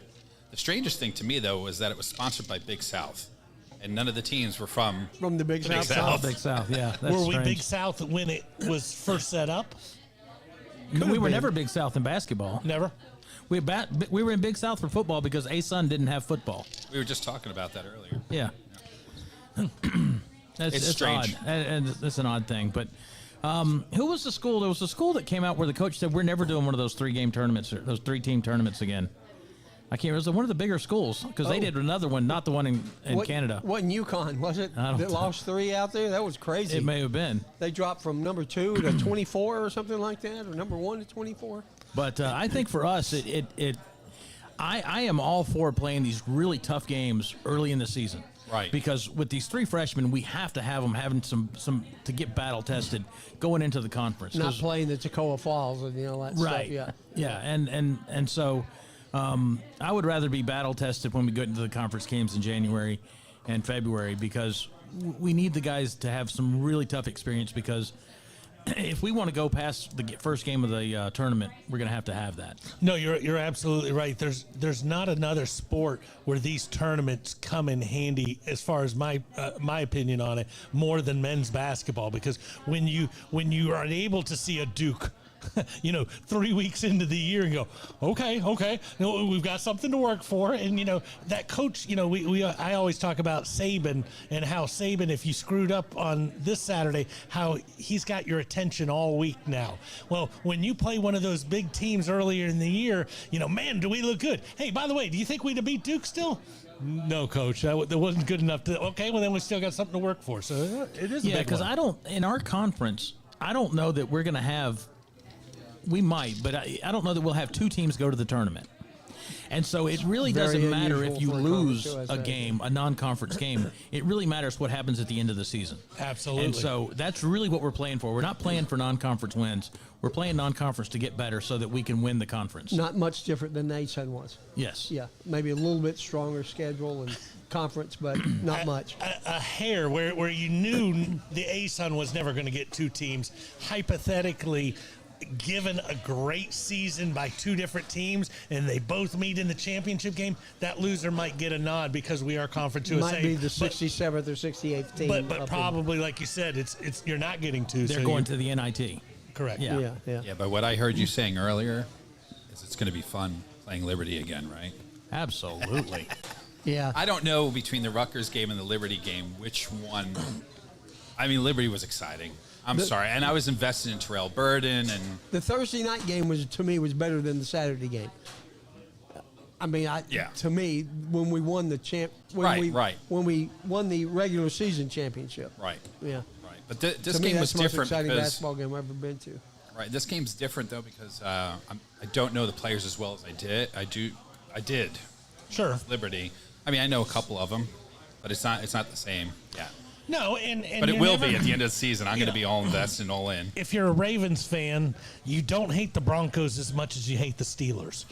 So we're never going to hate Rutgers or no Rutgers the way that we hate and love to hate Liberty. I don't hate Liberty. I just like owning them. I mean, it's There fun. you go. That's good. I mean, it's just. Shamil, Shamazel, potato, Yeah, potato. you know. I'm good with that. I mean, how do you hate a Christian college? It's hard to do, you know? But it was really nice to see flashes of what we're going to see in the season. That defense we played in the first half against Rutgers, causing Really turnovers, good. that was fun to watch. And a quick offense, right? Yes. And what I heard, the kid from McEachern started off slow but played really well in the second half. Well, there was yeah, two of even them, the but- coach in the post-game interview 2 of says, them. look, you're not going to stop that guy. Yeah, he's going to get his points. Yeah. right. And that's the way basketball is. Yeah. You know? Yeah. That guy over there. Ace Bailey, and that's his Yeah, name. yeah, Ace yeah. Bailey. That guy's going to shoot 50% from the field at least, and he's going to put in 27 today. Yeah, he started dropping threes in the second half over people. It's just in his face, and he didn't care. It's crazy. We've had a couple people on the show, and I'm trying to think of who it was. I asked him the question. I said, "Who's the best person you've ever gone against?" And I mean, he didn't blink. He said the guy from UConn, and I can't remember the guy's name. It's like 05, 06, but I was like, it was Howard. No, is it Howard? I'll look it up here in a second. But either way, the guy's like, oh, yeah, I've never seen anybody who played like that. You know, I was like, and you've played all of these different levels, and you've still never seen anything remotely close to that. What do we got? A question for Will. All right. Oh, boy. Who's this from? Do you know? Yeah, it says Ray Clark. Oh, from Ray. Hey, Ray. Hey, Ray. How you doing, buddy? Tailgate specialist? Yeah. Hey, a question for Will. How many total KSU football games have you attended? 100 plus. So, I was doing the math. The winner against Liberty was game 99. So I'm thinking I'm around 104 now. Okay. I don't remember how many were exactly after That's Liberty. a lot. Because I did the math because I wanted to see if the win against Liberty was a game 100 for me. Yeah, there was 99. Yeah. Yeah. So here's an interesting stat though I was throwing around at the tailgate. Next year at this time, I will have the record for attending the most Kennesaw games. Because right now, Coach Bohannon and Coach Liam Klein, who have been there all 10 years, I know, and I all was tied with you. are above me. Yeah, because they made it to a couple you weren't there for. Yeah, and so, but next year I will beat them. So I will have attended more KSU football games than anybody. Wow. And then once you have that bullseye on your back, I mean, does that just motivate you even more to travel, get that number up as high as you can, Babe Ruth? Absolutely. Yeah. We've got to do a couple of commercials, but I got another interesting fact that's coming up next week. You know what December 13th is? December 13th. No, my sister's birthday is the 17th. I will be 25,000 days old on December 13th. That's a lot. I've got you. Well, I'd rather be called 68 than 25. knowing how many days that is, did you start that on an abacus? No, did you have an abacus no. when you were in school? Well, that's what No, we did he was- hieroglyphics when I was in school. Hey, the three wise men brought him abacus. Yeah. You didn't have calculus in school. Gold, frankincense, and an abacus. They didn't have a calculus because it wasn't invented yet. Yeah, there you go. All right, let's get our commercials done. There are a lot of places to go to get your oil changed in the Kennesaw area. But if you're looking for a personal experience, then stop in at Castrol Kennesaw Express Lube or Lost Mountain Express Lube. We'll always do our best to get you in and out quickly, safely, and without a whole lot of fuss. We're a true owner-operated business, and you'll find Brian under a car or hood at one of the shops. We offer experienced, knowledgeable technicians and the latest computer software to help you maintain your new car warranty and keep your pride and joy running for the next 100,000 miles. We proudly offer Castrol products. You've been on this show way too much. Joshua Smith and his wife Tammy are both graduates of Kennesaw State College. He's been practicing law for 24 years, specializing in sports and entertainment law while continuing in criminal defense, civil litigation, juvenile, and personal injury. And he's ready to represent you all the way from your small town to the Supreme Court and any appellate court in between. With all the new rules regarding NIL and cash payments to athletes, they are placing a new emphasis on Kennesaw State University student athletics to help our student athletes better navigate some of the bigger issues that have tripped up so many. Give them a call tomorrow at 706-217-2095. Hey, Robert, where can you reach them? You can call them at 706-217-2095. And we thank you, Joshua Smith and Brian Bristow, for being sponsors of the Owl Show. We got a new sponsor coming on in January. Can't wait to talk about them. So we're very excited about that. Yep. So back to football. Football. We had a very, very big announcements made. When I got texted, it was a week ago Sunday, or was it the past Sunday? No, it was this past Sunday. wasn't it? Saying there's going to be a big announcement this afternoon. I didn't know what the announcement was going to be. Yeah, I wasn't sure either. I thought this was a little quick. So, I think this was the plan. I do too. Yeah. I think that's why the timing of the Bohannon fire was kind of weird, was because they wanted to have him in place right at the end of Before the season. all the other Well, people National got Signing fired. Day was today too, right? Yes. It makes sense to have somebody in place before then. Well, and But there are a lot of coaches that are losing their jobs this year.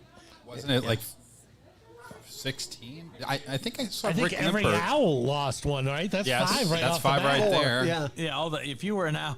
If you're an owl That head was a coach, bad you look. didn't matter where you football were. coach next year. Yeah. Yeah, I think Rick just posted something about, I think it was 16 FBS coaches, or maybe even more. Which is what we talked about a few weeks ago. This is why you would probably do something to tick your fan base off so much. And why would you get rid of them Early? Because you've got your eye on somebody, and you're afraid if you make the firing now, you can't hire somebody too quickly because Townsend State or whatever school that you're worried about. So it's a pretty good hire though, I think so. from the outside looking in. Yeah. Have you met him yet, Garrett? I have not, no. Yeah. But I did see the press conference yesterday. Yeah. I saw it several places. Yeah, I saw it on Facebook Live, saw it on Reels, Sure. and on Instagram too. So I was Yeah, he's got a pretty good pedigree. I mean, he was a head coach at 33 at North Carolina. A&T, I think. No, not A&T. North Carolina Central. wasn't Central. it? Yeah, UNC Yeah. Central. Yeah. And then he went on to become like a lot of coaches do, they move on and become an assistant at a bigger school. So he was at the Tennessee. SEC. So he was at 3 years, I think, at the University of Tennessee. And gosh, if you can pull off wearing orange, you can do a lot, Yeah. because that is not a pretty color to wear. No. I'm just going to say No. that. Let it flow, brother. Let it flow. And then he also was the running backs coach at Jacksonville this year. He just, and they let him out of that contract to take this job. take this job, yeah. He was at Jacksonville Jaguars, so he's getting some experience. They're just trying to save money in Jacksonville at this point. They're like, yeah, I'll just let all the coaches go. Doesn't matter. So what have you heard or what have you seen that makes you think, hey, this guy's going to be all right? Well, not only does he have the experience in working with bigger programs, which is where we want to get to, he's bringing in some coordinators, from what I understand. The school has not announced it officially, but if you go to footballscoop.com or some other sites, they're reporting that we're bringing in an offensive coordinator that's on the offensive staff at University of Tennessee currently. Yeah. And a defensive coordinator that I think is at USF. Kramer. Correct. And these are not necessarily confirmed, but usually when these reporters start putting that out there, they've got good reason to be putting it out there. I thought the offensive coordinator was confirmed and the defensive wasn't. I might be wrong. That's what I thought, Well, too. they may be confirmed, but they haven't. The school really doesn't announce coordinators very much. So It says Tennessee losing offensive assistant to join Jerry Mack's Kennesaw State program. yeah, that's off the Football Scoop website. Is that where that is? Yeah, that's not on the. But I think that's as official as you're going to get until you see it posted on the KSUOwls.com. Right. Yeah. 44 years old. I like that in my coach. Yeah. You know, I don't need anybody who, I remember watching Red Grange. Yeah, he's a heck of a ball player. You know, you don't need that at this point. We And played recess in high school. Let me tell you something about going up hills in the snow, boy. let me just say this. What he said really resonated with me about everybody talks about, oh, we can be good in the future. Why not now? Why not Why now? not now? And, you know, we talked about a little bit before the show. You know, he's been in a lot of places. He's met a lot of people. He's been recruiting people, whether, you know, every coach recruits no matter what school you come from. So he's been recruiting on an SEC level. He's been recruiting on a Big 12 level. He's been recruiting a lot of names. If we got the 5th best running back from Tennessee right now, the guy who's never even gotten to the field, he's probably the best football player we've ever had. Right. Yeah. And so, as he says, why not now? If he could somehow get one player, you know, it changes your trajectory instead of, you know, us looking at something with a very small slope. Look, we're going to get just slightly better. Hey, get one player in and win a few games. Right. Absolutely. Well, you know, because I think the smaller schools, and when I say smaller schools, I mean smaller football programs, because we are not a small school, but our football program is noticeably smaller, you know, with an 8,000 seat stadium versus Tennessee 110,000. But Okay, there's a small difference between small those difference. two. But we may end up being kind of a turnstile for a few years. In other words, the kid that comes to Kennesaw that says, instead of going to Tennessee and being the 5th running back, I could come to Kennesaw for 2 years, start, have a lot of tape, and then move on to somewhere else. Now, I don't necessarily like that plan. I don't like that idea. But if it gets us players, Absolutely, and gets us on the map, and takes us to the next level, so that we're not at 131 in the rankings, and we're, you know, in the 60 or 70, where people are now considering us as a contender for the Conference USA title, then I'm all for that. I'm willing to take that chance. Well, I actually believe that's how the Indianas and the SMUs of the football world got where they are. They It went is out how and they got got there. players. They're taking people off of the teams of the conferences that aren't Power 4, and they're making their team look better. Yes. And that's exactly what Will's talking about, I think. Jacksonville State for years was known as kind of the second chance U of FCS before they moved to FBS. And that's what they were doing, is they would take the people that either failed out or got one too many DUIs at a big school and would take them at Jacksonville State.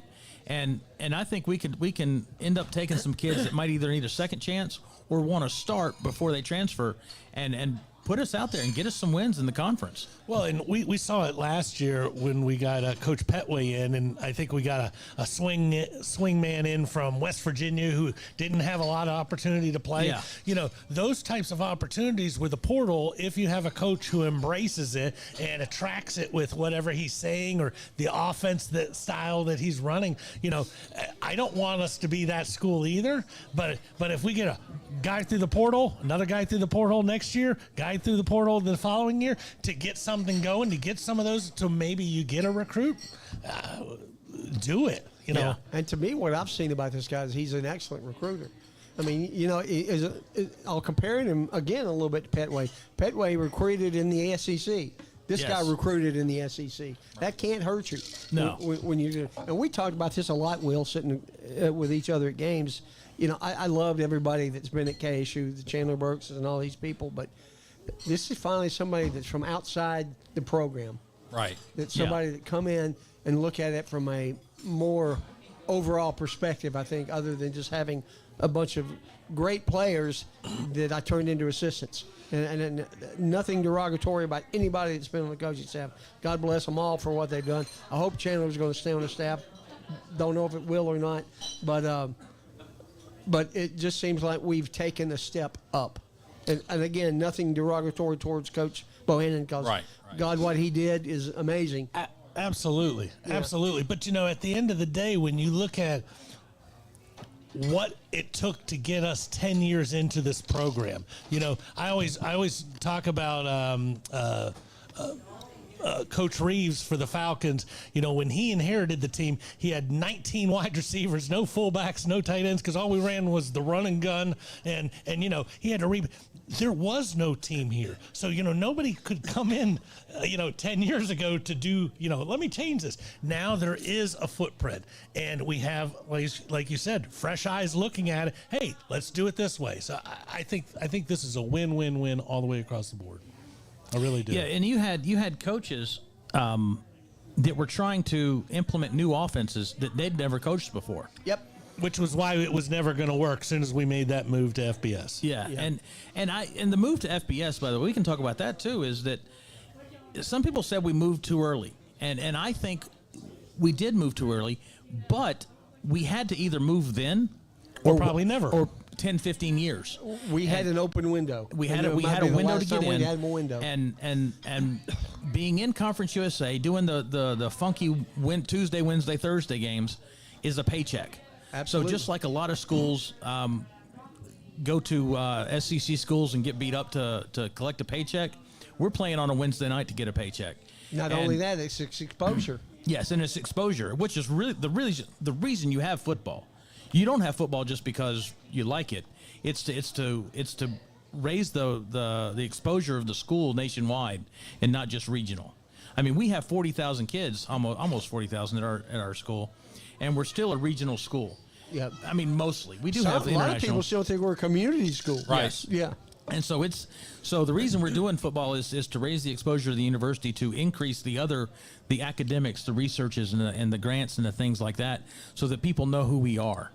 And so that's the reason we're out here doing that. And we have to have the money to do it, and we had to have the money to bring in a new, more experienced coaching staff, if you will. Yep. That's the best way to put it. So by getting the paycheck and moving to Conference USA, it allowed us to do that, because I don't know if you've seen the numbers. It's reported, and I don't know how accurate it is, but it's been reported that his pay is like $750,000 a year, where Bohannon was in the $300,000 range. That's about what we get per episode. Yeah, well, It's what Chuck gets. I get a little more. Right. And then when you're talking about money, you talk about moving up from FCS to FBS.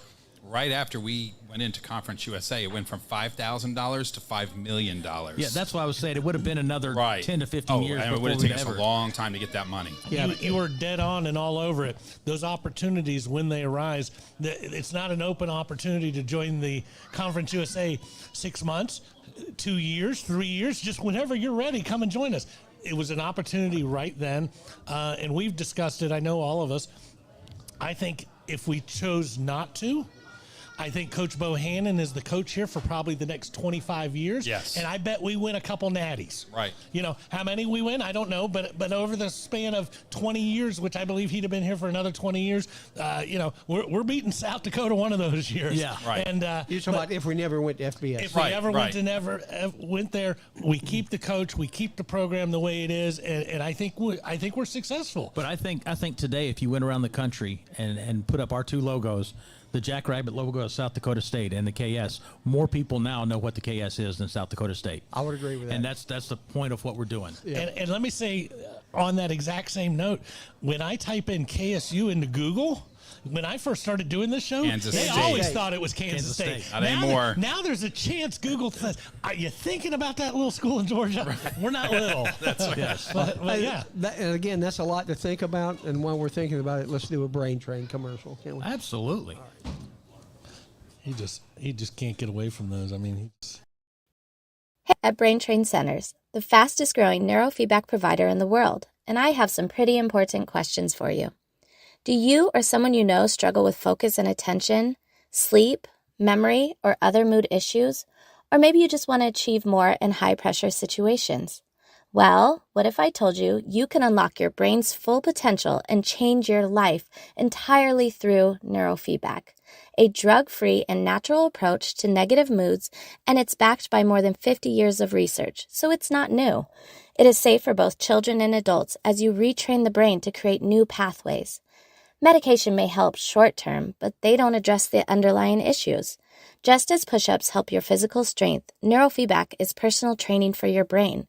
With over 20 offices nationwide, don't hesitate to reach out to Brain Train Centers, as we will provide you with the highest level of compassionate care and help you achieve the mental clarity, performance, and calm you deserve. Your journey to a better quality of life starts with a brain map. Now you can retrain your brain and reset your life. So just call or text 470-291-2778 or visit braintraincentersinc.com.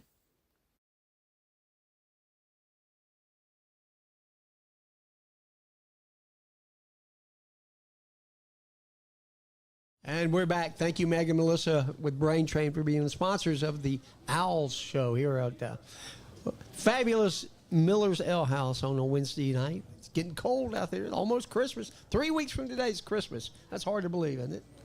I have got to do some shopping. Yeah. What are you getting me? I've got to shop for Charlie, not for you. I wish you'd have said I got to shop for Chuck. No. I got a thermometer last year. I'm excited. Hey, All right. Hey, they were on sale.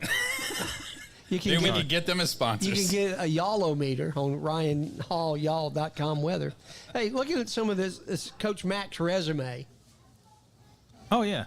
While you're looking at that, you talked a lot about Petway and when he was first hired. Got to back that up a little. And when he first came on, you asked me what I thought about him, and I went to his press conference. Unfortunately, I didn't get to go to this one. But I did see it, and one of the things I did notice is, just as with Petway, he had a lot of family there. That's good. Started with his faith in God in the beginning, and I think he's going to – I mean, college sports is cyclical. It's like major league sports now. You have 30 new players in 4 years. It's nuts. And it's hard to keep up with all of them at the same time. But what these coaches are doing at Kennesaw State, and I think what this coach will do, is invest in these men and make them better men by the time they're done with their time here at Kennesaw State. Yeah. And that's really, from my perspective, especially with my relationship with the Fellowship of Christian Athletes, I really think that's going to pay off huge dividends in the long run, not just in the sports aspect, but in character development and as men. Yeah, he was 3-time MEAC conference champion. That must be the North Carolina Central, is it? Yes. Yeah, he won a Celebration Bowl. when This he was is there. Rice, right? Yeah, he was at Rice. He was at So he Houston. recruited SEC leading rusher.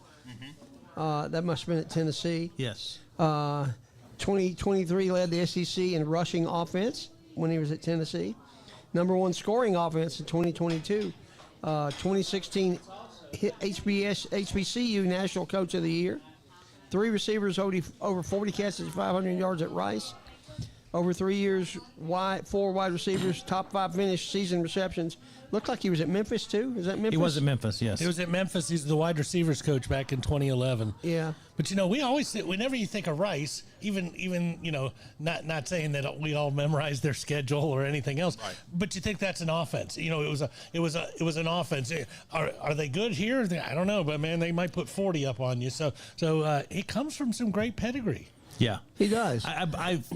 He talked about that he was going to be an explosive offense, and that's what he wants. So hopefully we'll be putting up some more yardage.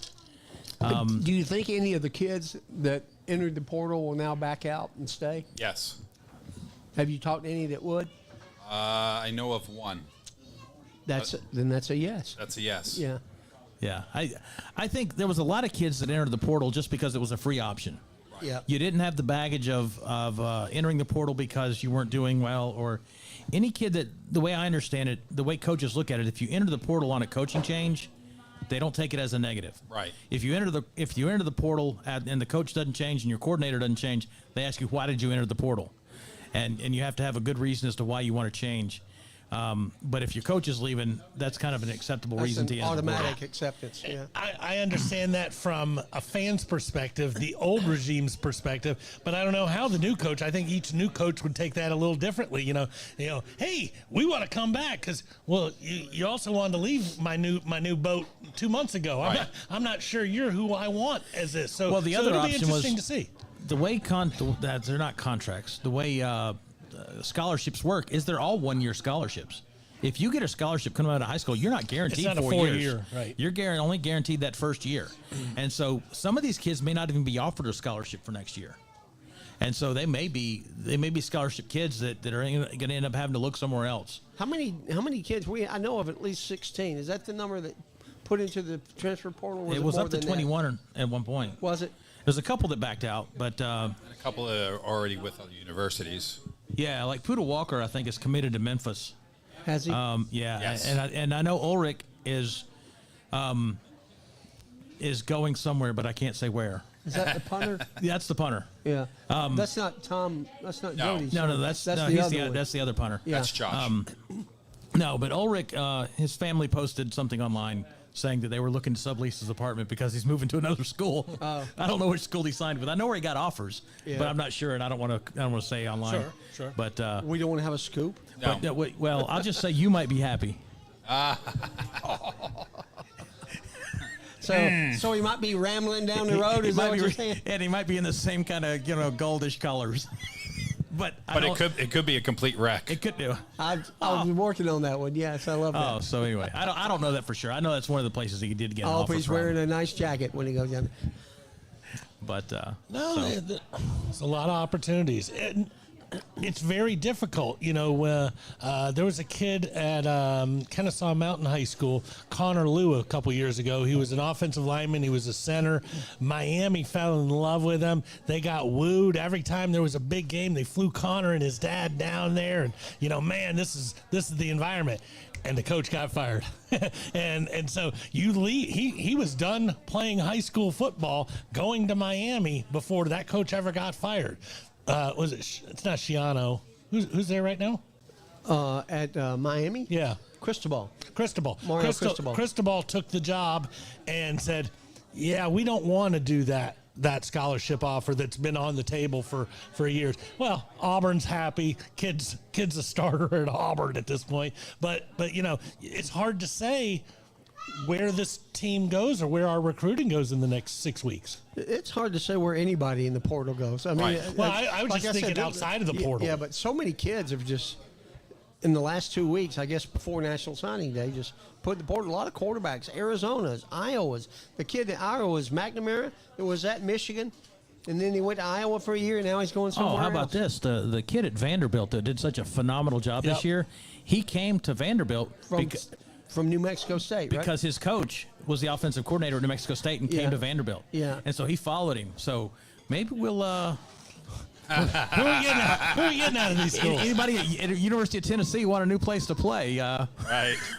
Call up your old coach. If you're tired of orange and want to go that's- gold. well, to be honest, that's what Petway did. He went back and got an Alabama kid. Yes. Well, the kid that I mentioned from West Virginia was a guy who he recruited when he was at Alabama. He did not go to Alabama, but he still had that connection. Yeah. So there's all sorts of players out there who our head coach has been in that kid's living room, whether that kid picked Indiana over Tennessee or anything else. He still has those relationships. And Auburn has a knack. I like to pick on Auburn. They have a knack of running off good players. So maybe we should look and see who Auburn's pissed off this week. Bo Nix, I love you, Bo Nix. You mean besides their fan base? Yeah, well, Greatest, Auburn's going to Auburn. greatest athlete ever came out of Auburn, Bo Jackson. But just personal opinion. I'm not gonna. He's in the top 2. Hey, and He's in just, the top 1. And just for a fun trivia question for anybody who's watching this show, do you know who has more rushing yards than Bo Jackson in his NFL career? In his NFL. In his NFL career, guess who has more? There's a There's a ton of them. Well, I don't understand the question. Well, the question is on who it is. Oh, wait a minute. Rushing yards. It's got to Cadillac be somebody Williams? obscure. Jim Harbaugh. Jim Harbaugh. Jim Harbaugh has more rushing yards in the NFL than Bo I Jackson know who did. it's not. It's not Dan Marino. No, Dan it's Marino not. he was a Greek statue. All right, we got one more commercial coming up with American Access. Then we're going to talk a little baseball, and then we're going to make some a football prediction. Awesome. I like all that stuff. Tired of going to the same old place for the same old thing? Wow, that was all messed up. American Access has your solution. Whether you're looking for something new to do before or after the game, the most memorable work outing ever, or just wanting to take something else off your bucket list, American Access in their 3.5 Atlanta locations in Marietta, Tucker, downtown at the Works, and the uber cool new mobile axe experience that can be set up wherever you want. Keep an eye out them at upcoming events and festivals, including some Falcons games. Look them up at American Access or give them a call at 678-763-3635. I missed that number. What It was was it? 678-763-3635 to schedule your next adventure. And thank you, Dan Fisher, for being the sponsor of the Owl Show. Just to mention real quick, you don't want to miss next week because you never know what's going to happen when Callie Terza and Annalise Leitner come on the show. So it ought to be a lot of fun. They may be throwing Garrett around the room a little bit. Are we going to have some singing too? Oh, we might. Annalise actually won she's karaoke. the one that won, yeah. She's the one that won karaoke. You know, since Callie squatted our intern, I've lost 110 pounds. You think I can challenge her to see if she can No. squat me? No. No. Kale McDaniel might kill me for that one. Kel might not be real happy about that. Okay, let me but- just say, there might be a lot of people who have an issue with that. I do not have an issue with that because that girl's head is so freaking big. I hope she's watching right now. She thinks she can squat anybody who moves or whatever. So you should bring it up just so And now she'll. she can write you a ticket. Marie, Wait a minute. The last time I challenged somebody, didn't it not end well? No, No. not. I still have pictures of that. It didn't end badly. Oh, it did. For 2 days later, it was Yeah. terrible. Hey, that's what spurred you on to this wonderful movement you're currently in. Yeah, Probably. since that I did lose 110 pounds. Ever There since. you go. All right. Thank you, Cole. Yeah, so Coach Coe has a year remaining on his contract. Is that what we know? This year, this current year. So baseball schedule came out today. Opener, February 14th through the 16th. Now I know where I'm taking my wife on Valentine's Day now. Rutgers right here. Right here. Yeah. Well, wait a minute. You got to define where here is. KSU. The Marietta. new field. Marietta campus. It's not the new field. Oh, 'Cause they it will won't be play down ready. at It won't be Marietta ready. campus. Oh, Yes. That's a nice little baseball field. The old Southern Polys. Yeah, my Yeah. brother played on that field. They've made some Yeah. improvements. Yeah. Because I hope so. they did because of this year. They knew they were going to be playing there. And then 218, we've got the Dogs at home But now the whole season is not being played there, correct? We'll see. until the stadium is done. Yeah. Well, I understand, but I mean, The this plan time is The last goal is year, April 9th. April 9th is the current goal. That was the last I had heard. Okay. So West Georgia on the 15th would be the first game at the new stadium, if that were to come true. Yeah.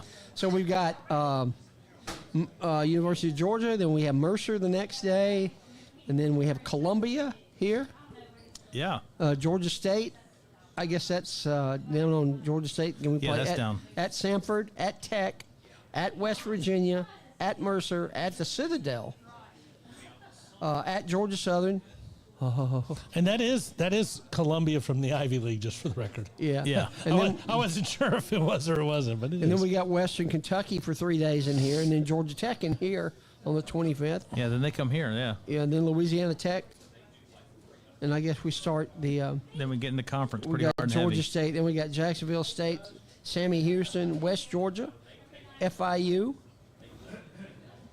UNC Charlotte, Liberty, University of Georgia again, New Mexico State, West Georgia, Dallas Baptist, Georgia Southern, and Middle Tennessee State. Wrapping it up, 5-15 through 17.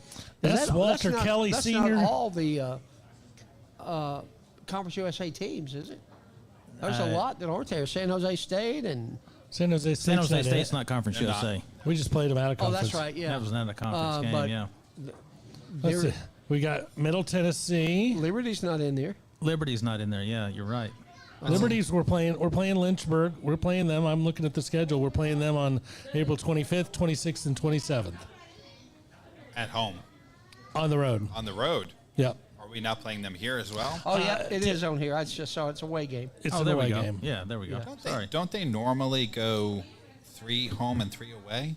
They do. Oh, no, they alternate every Correct. 2 So years. so That's right. so it's 3 at Liberty this year. That'll mean Liberty comes here next year for 3, hypothetically. Good. We don't have to deal with their fans Yeah. this year. So they'll play Columbia 21st to the 23rd here. Then they don't have a home game again till March 21st. So, just for his reference of what he's talking about with the Liberty, there was the guy that kept yelling "good eye" when somebody wouldn't swing, And it wasn't good eye. It was Gouda. but it sounded like Gouda.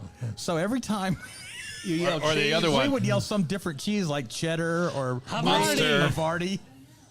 And after a while, their fans caught on to what was going on. Right, We were and they were mocking. laughing. They were laughing because Let me just say that the first time I ever went to a basketball game with you two knuckleheads, and I thought we were listening- turkeys. Now we're knuckleheads. and all the stuff you were coming up with, I could see where the other fans were like, oh, these guys are pretty entertaining. So yeah, Is that what people think of us now? they do. I'm just they go do. with it. They definitely. Well, think you've you're stolen entertaining. him from me for the last 2 basketball games. So Well, that just made It you was his super choice. fan for those games. Who stole me? they did Oh, I'm sorry. for the show. You came. Oh you yeah, ate, that's and you why left. I went over to the hospitality suite. Then when the tip-off happened, I came over here for the show, Star Spangled Banner happened. I went 3, 2, 1. and there was no will. There was nothing. Well, it was a non-conference game, so it's okay. It's not okay. I feel I have abandonment issues. We won both those games. Well, so do we. So you abandoned us, Will didn't. What can I say? The sports were here before you were. Hey, but Oh, I don't know about that. hey, just make a note. My wife is coming to the next basketball game. In your place? No, I'll take her. So she's coming with me out to the women's basketball game on the 19th. Oh, okay. That's the next home game for That's the next home either game. one of them? Yes. Yes. The next men's home game is after Christmas. Wow. So is it basically a winter break type of thing? Well, Yeah. Well, there's they're not on break. Finals. The women we have a play- lot of away games. Yes. Yeah. Oh, do we? Yeah, they hit a lot of the away women games. play at Georgia State this Friday night. Yes. Yeah. Are we talking about the men or the women? I Yes. think the Women men play Friday. at Georgia State Friday night. It's the men's game. Friday night at Oh, the Georgia men State. play at Georgia State. Yeah, the women's 19th is Georgia State here. So, What'd you The pull inter- up, Robert? I'm letting the internet catch yeah, up. the internet's not as fast as Robert is. Oh. He's getting it now. So we have Georgia State on the 6th, Friday night. And then we don't play again for 12 days. And we have Santa Clara on a Wednesday in California. Is that the 24th? That is the 18th. 18th, yeah. And then we stay out there and play San Jose on the 21st. So we're out there on the 18th in Santa Clara, 21st in San Jose. Very close to each other. So Yeah. hopefully one hotel room, not a lot of moving. Hopefully they won't be traveling back and forth for that one. But yeah, next home game would be Bruton Parker. Bruton Parker on the 29th. Wow. And then Conference USA starts January then, 4th. Then we start the conference. play. Conference first of the year. That's wow. Hot and heavy basketball coming up soon. And we do the other show about all sports in general, not just KSU. We want to get your guys' opinion on college football in general. Who do you think is going to win the national championship? Well, they've done a mess of this whole playoff thing. There's just no other way to put it. But they've done a mess since the BCS was started 20 years ago or whatever that was. Right. So I'm not a fan of the way they do it. But that's neither here nor there. This is going to be one of just attrition, because now you got people playing in conference games like Georgia's playing Tennessee. They're playing Texas, and there's no. The only reason you're doing that is just for pride, because it's not helping you in the long run. Well, one of It's the helping winner seeding. gets a bye. The winner gets a bye. You do get a bye, but you're playing now, whereas potentially like Tennessee is getting a bye now instead of the next week. No ifs, ands, or buts. The loser of that game, the loser of all these games this weekend, has they had to play another tough game. They get less than a week off than these other teams. It's not easy. It's Right. not easy. A war of Yeah. attrition. So I don't know who's going to win, because I know who's not going to win, but I think I followed that one. no, that was not a shot. That was a shot at Indiana. That was not a shot at. Oh, that was a shot right across. I thought it was Burgess across the bow. bow. I thought it was right across the bow. Right across Burgess' bow. You got to be in it to win it. Sorry about that. Hey, I tell you what though, from a Georgia fan, any Georgia fan that was happy about that game has got a mental problem. No, but games come here and there, and the one thing that I like to tell people is, and we're all a little longer in the tooth, so at least we all remember this. In 1984, when the number 1 team came out of the Big Ten, they played in the Rose Bowl. The number 2 team played in the Sugar Bowl. The number 3 team played in the Orange Bowl. So this is still way better than it has been. Are there too many teams maybe at this point? But Too many bowl games. At least it's going to get decided on I the am field. of the opinion that if you really wanted to do something, make the conference championship an elimination game. If you lose the conference, only 2 teams potential of, they go to the conference championship, you lose that, you're out. I mean, why do you get to lose the championship and then go on to a 12-team playoff? Well, when you look at the top 12 teams right now, the Big 12 their top 2 teams are ranked 15th and 16th. Yes. The winner of that game is going to eliminated. be a top 4 seed. Yeah, but I don't know if that's right. In the world of like every other NCAA sport, there's a path to a championship. Absolutely. The only sport that there's not a clear path to the championship is football, which I don't like. And now we've added more games to make it even more difficult. And more controversy. A little more that's controversy. Like who's 13th versus who's 12, and But that's that's one of the greatest things about college football. that's The in my mind, controversy? that's the worst Oh, thing yeah, about it. absolutely, because everybody just believes their team deserves in. I mean, But- if they'd have just given the national championship to Colorado back in whatever year that was, 1990. and not split it with that other, the team trade- that the deserved trade it, school the only downtown. undefeated team that year. The only undefeated that team year, because Missouri got Colorado got 5 downs to beat Missouri. Hey, just because They you never can do a should have been there. spreadsheet better than Is this beat up on Chuck Nice since Adam's not here? Hey, there's going to be something more than a sheet spread here in a minute. Just, for the record, I had nothing to do with this. Okay. No, but at the end of the day, and I understand what you're saying, but having the games decided, yes, when they first came out with the BCS and there was only 2 teams, there was always who's third, and complaining about being third. And then they Then it changed was it to 4. 4 teams, and Who's you say, fifth? well, who's 5th? Well, guess what? Now it's 12, and if you're 13th, well, guess what? You should have done better this year. now We've Ole Miss taken is that out of the- fussing and that they But should you be. should have done better. You Right. lost too many games. Yes. Sorry. The other thing is that I kind of miss the old days of when they had the 2 teams in the playoffs.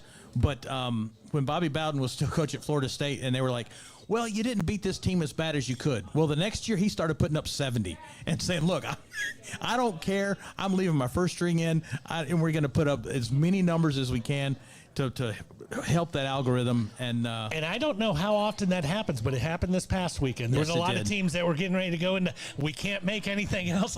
Let's drill somebody. for the- 66-0, Indiana over whoever they played. Yeah, in the snow.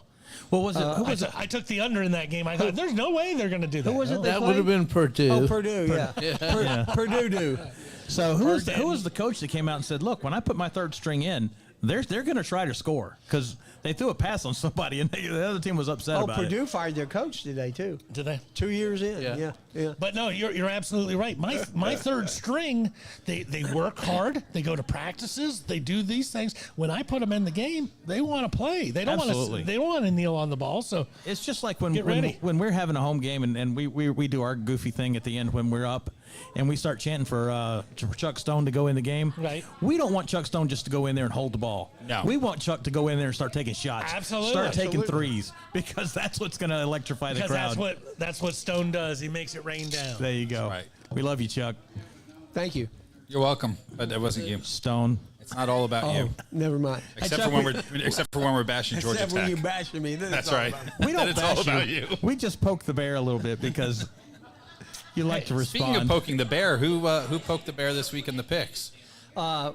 We've been gone for 2 weeks, so. We put my picture on the bobblehead. I Is that did the that. winner or loser? Yes. This is the winner. Okay. Me I and didn't know if Robert- that was punishment. I imagine my picture wasn't on there 3 weeks ago, Me was and it? Robert tied. No. Oh, well, then But Robert. I was on there last, so I put Robert in. There you go. As Yeah. Adam says, And- my picks stink. I don't think my picture ever's been in there. We Well, need to get, we that need to means get one of something, Will. Will. You need to have better picks. We need to get one of So now that Will we're and talking Garrett. about it, and there's 1 minute to go, we should do that one game that we have. Western Kentucky getting 4 at Jacksonville State. Now, how weird is it that the game's at Jack State? Yeah, well, they didn't have enough money to secure a A neutral independent site? a neutral site. Yeah. It's just crazy that So now they're playing at Jacksonville. And Jacksonville State Stadium is finished, by the way, so Yes. that's a good thing. Because 2 years ago we played there, it was horrible. Are you looking, Robert, to see if it is at Jack State? It is at Jack State. It's I at already Jack pulled State. that up. Okay. All right, cool. So Jack State. You going to take Jack State?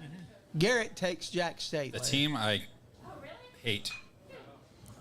I'm going with Grant Chestnut in Western Kentucky. Of course you are. Of course. Give me the Blob. Well, the Blob lost. Oh, no, the Blob won at home 1917. Yes. A couple days ago. And now they're playing And now again. they have to play. So now they just turn around and play the same team, but on a different field. But we talk about it all the time, and I think people make way too much of it. How difficult it is to beat a good team twice or three times or whatever. Sometimes I think this is tough. I don't think I've ever been around where a team played the same team 2 weeks in a row. Maybe Ohio State, Michigan, where they finished the Big Ten, perfect, and then played the final week. I'll take the home team. I'll take Jack State just because, So 2 Roosters and 2 Blobs. There you go. Yeah. And if something bad happened to both these teams, I'm okay with that too. All right, guys. Well, again, don't forget, next week we have Callie Terza and Annalise Leitner on the show. Or So- somebody named Allie. Annalise. I know you started by said saying Allie, Allie. said I, Callie. I was excited. I was excited there might be a third girl shows up. I've forgotten. Is Annalise, is she a thrower as well? She's a thrower. Okay. Yeah, She's yeah. a thrower who just so happens to sing really well. Very, very $1,500 worth of well. We'll just start calling her Dolly. Yeah. Didn't she sing a Dolly Parton song? She sang Jolene. Yeah. Jolene. Yeah. There you Maybe go. we can get her to bust out a tune next week. We'll see. Maybe we get her to sing a Christmas song.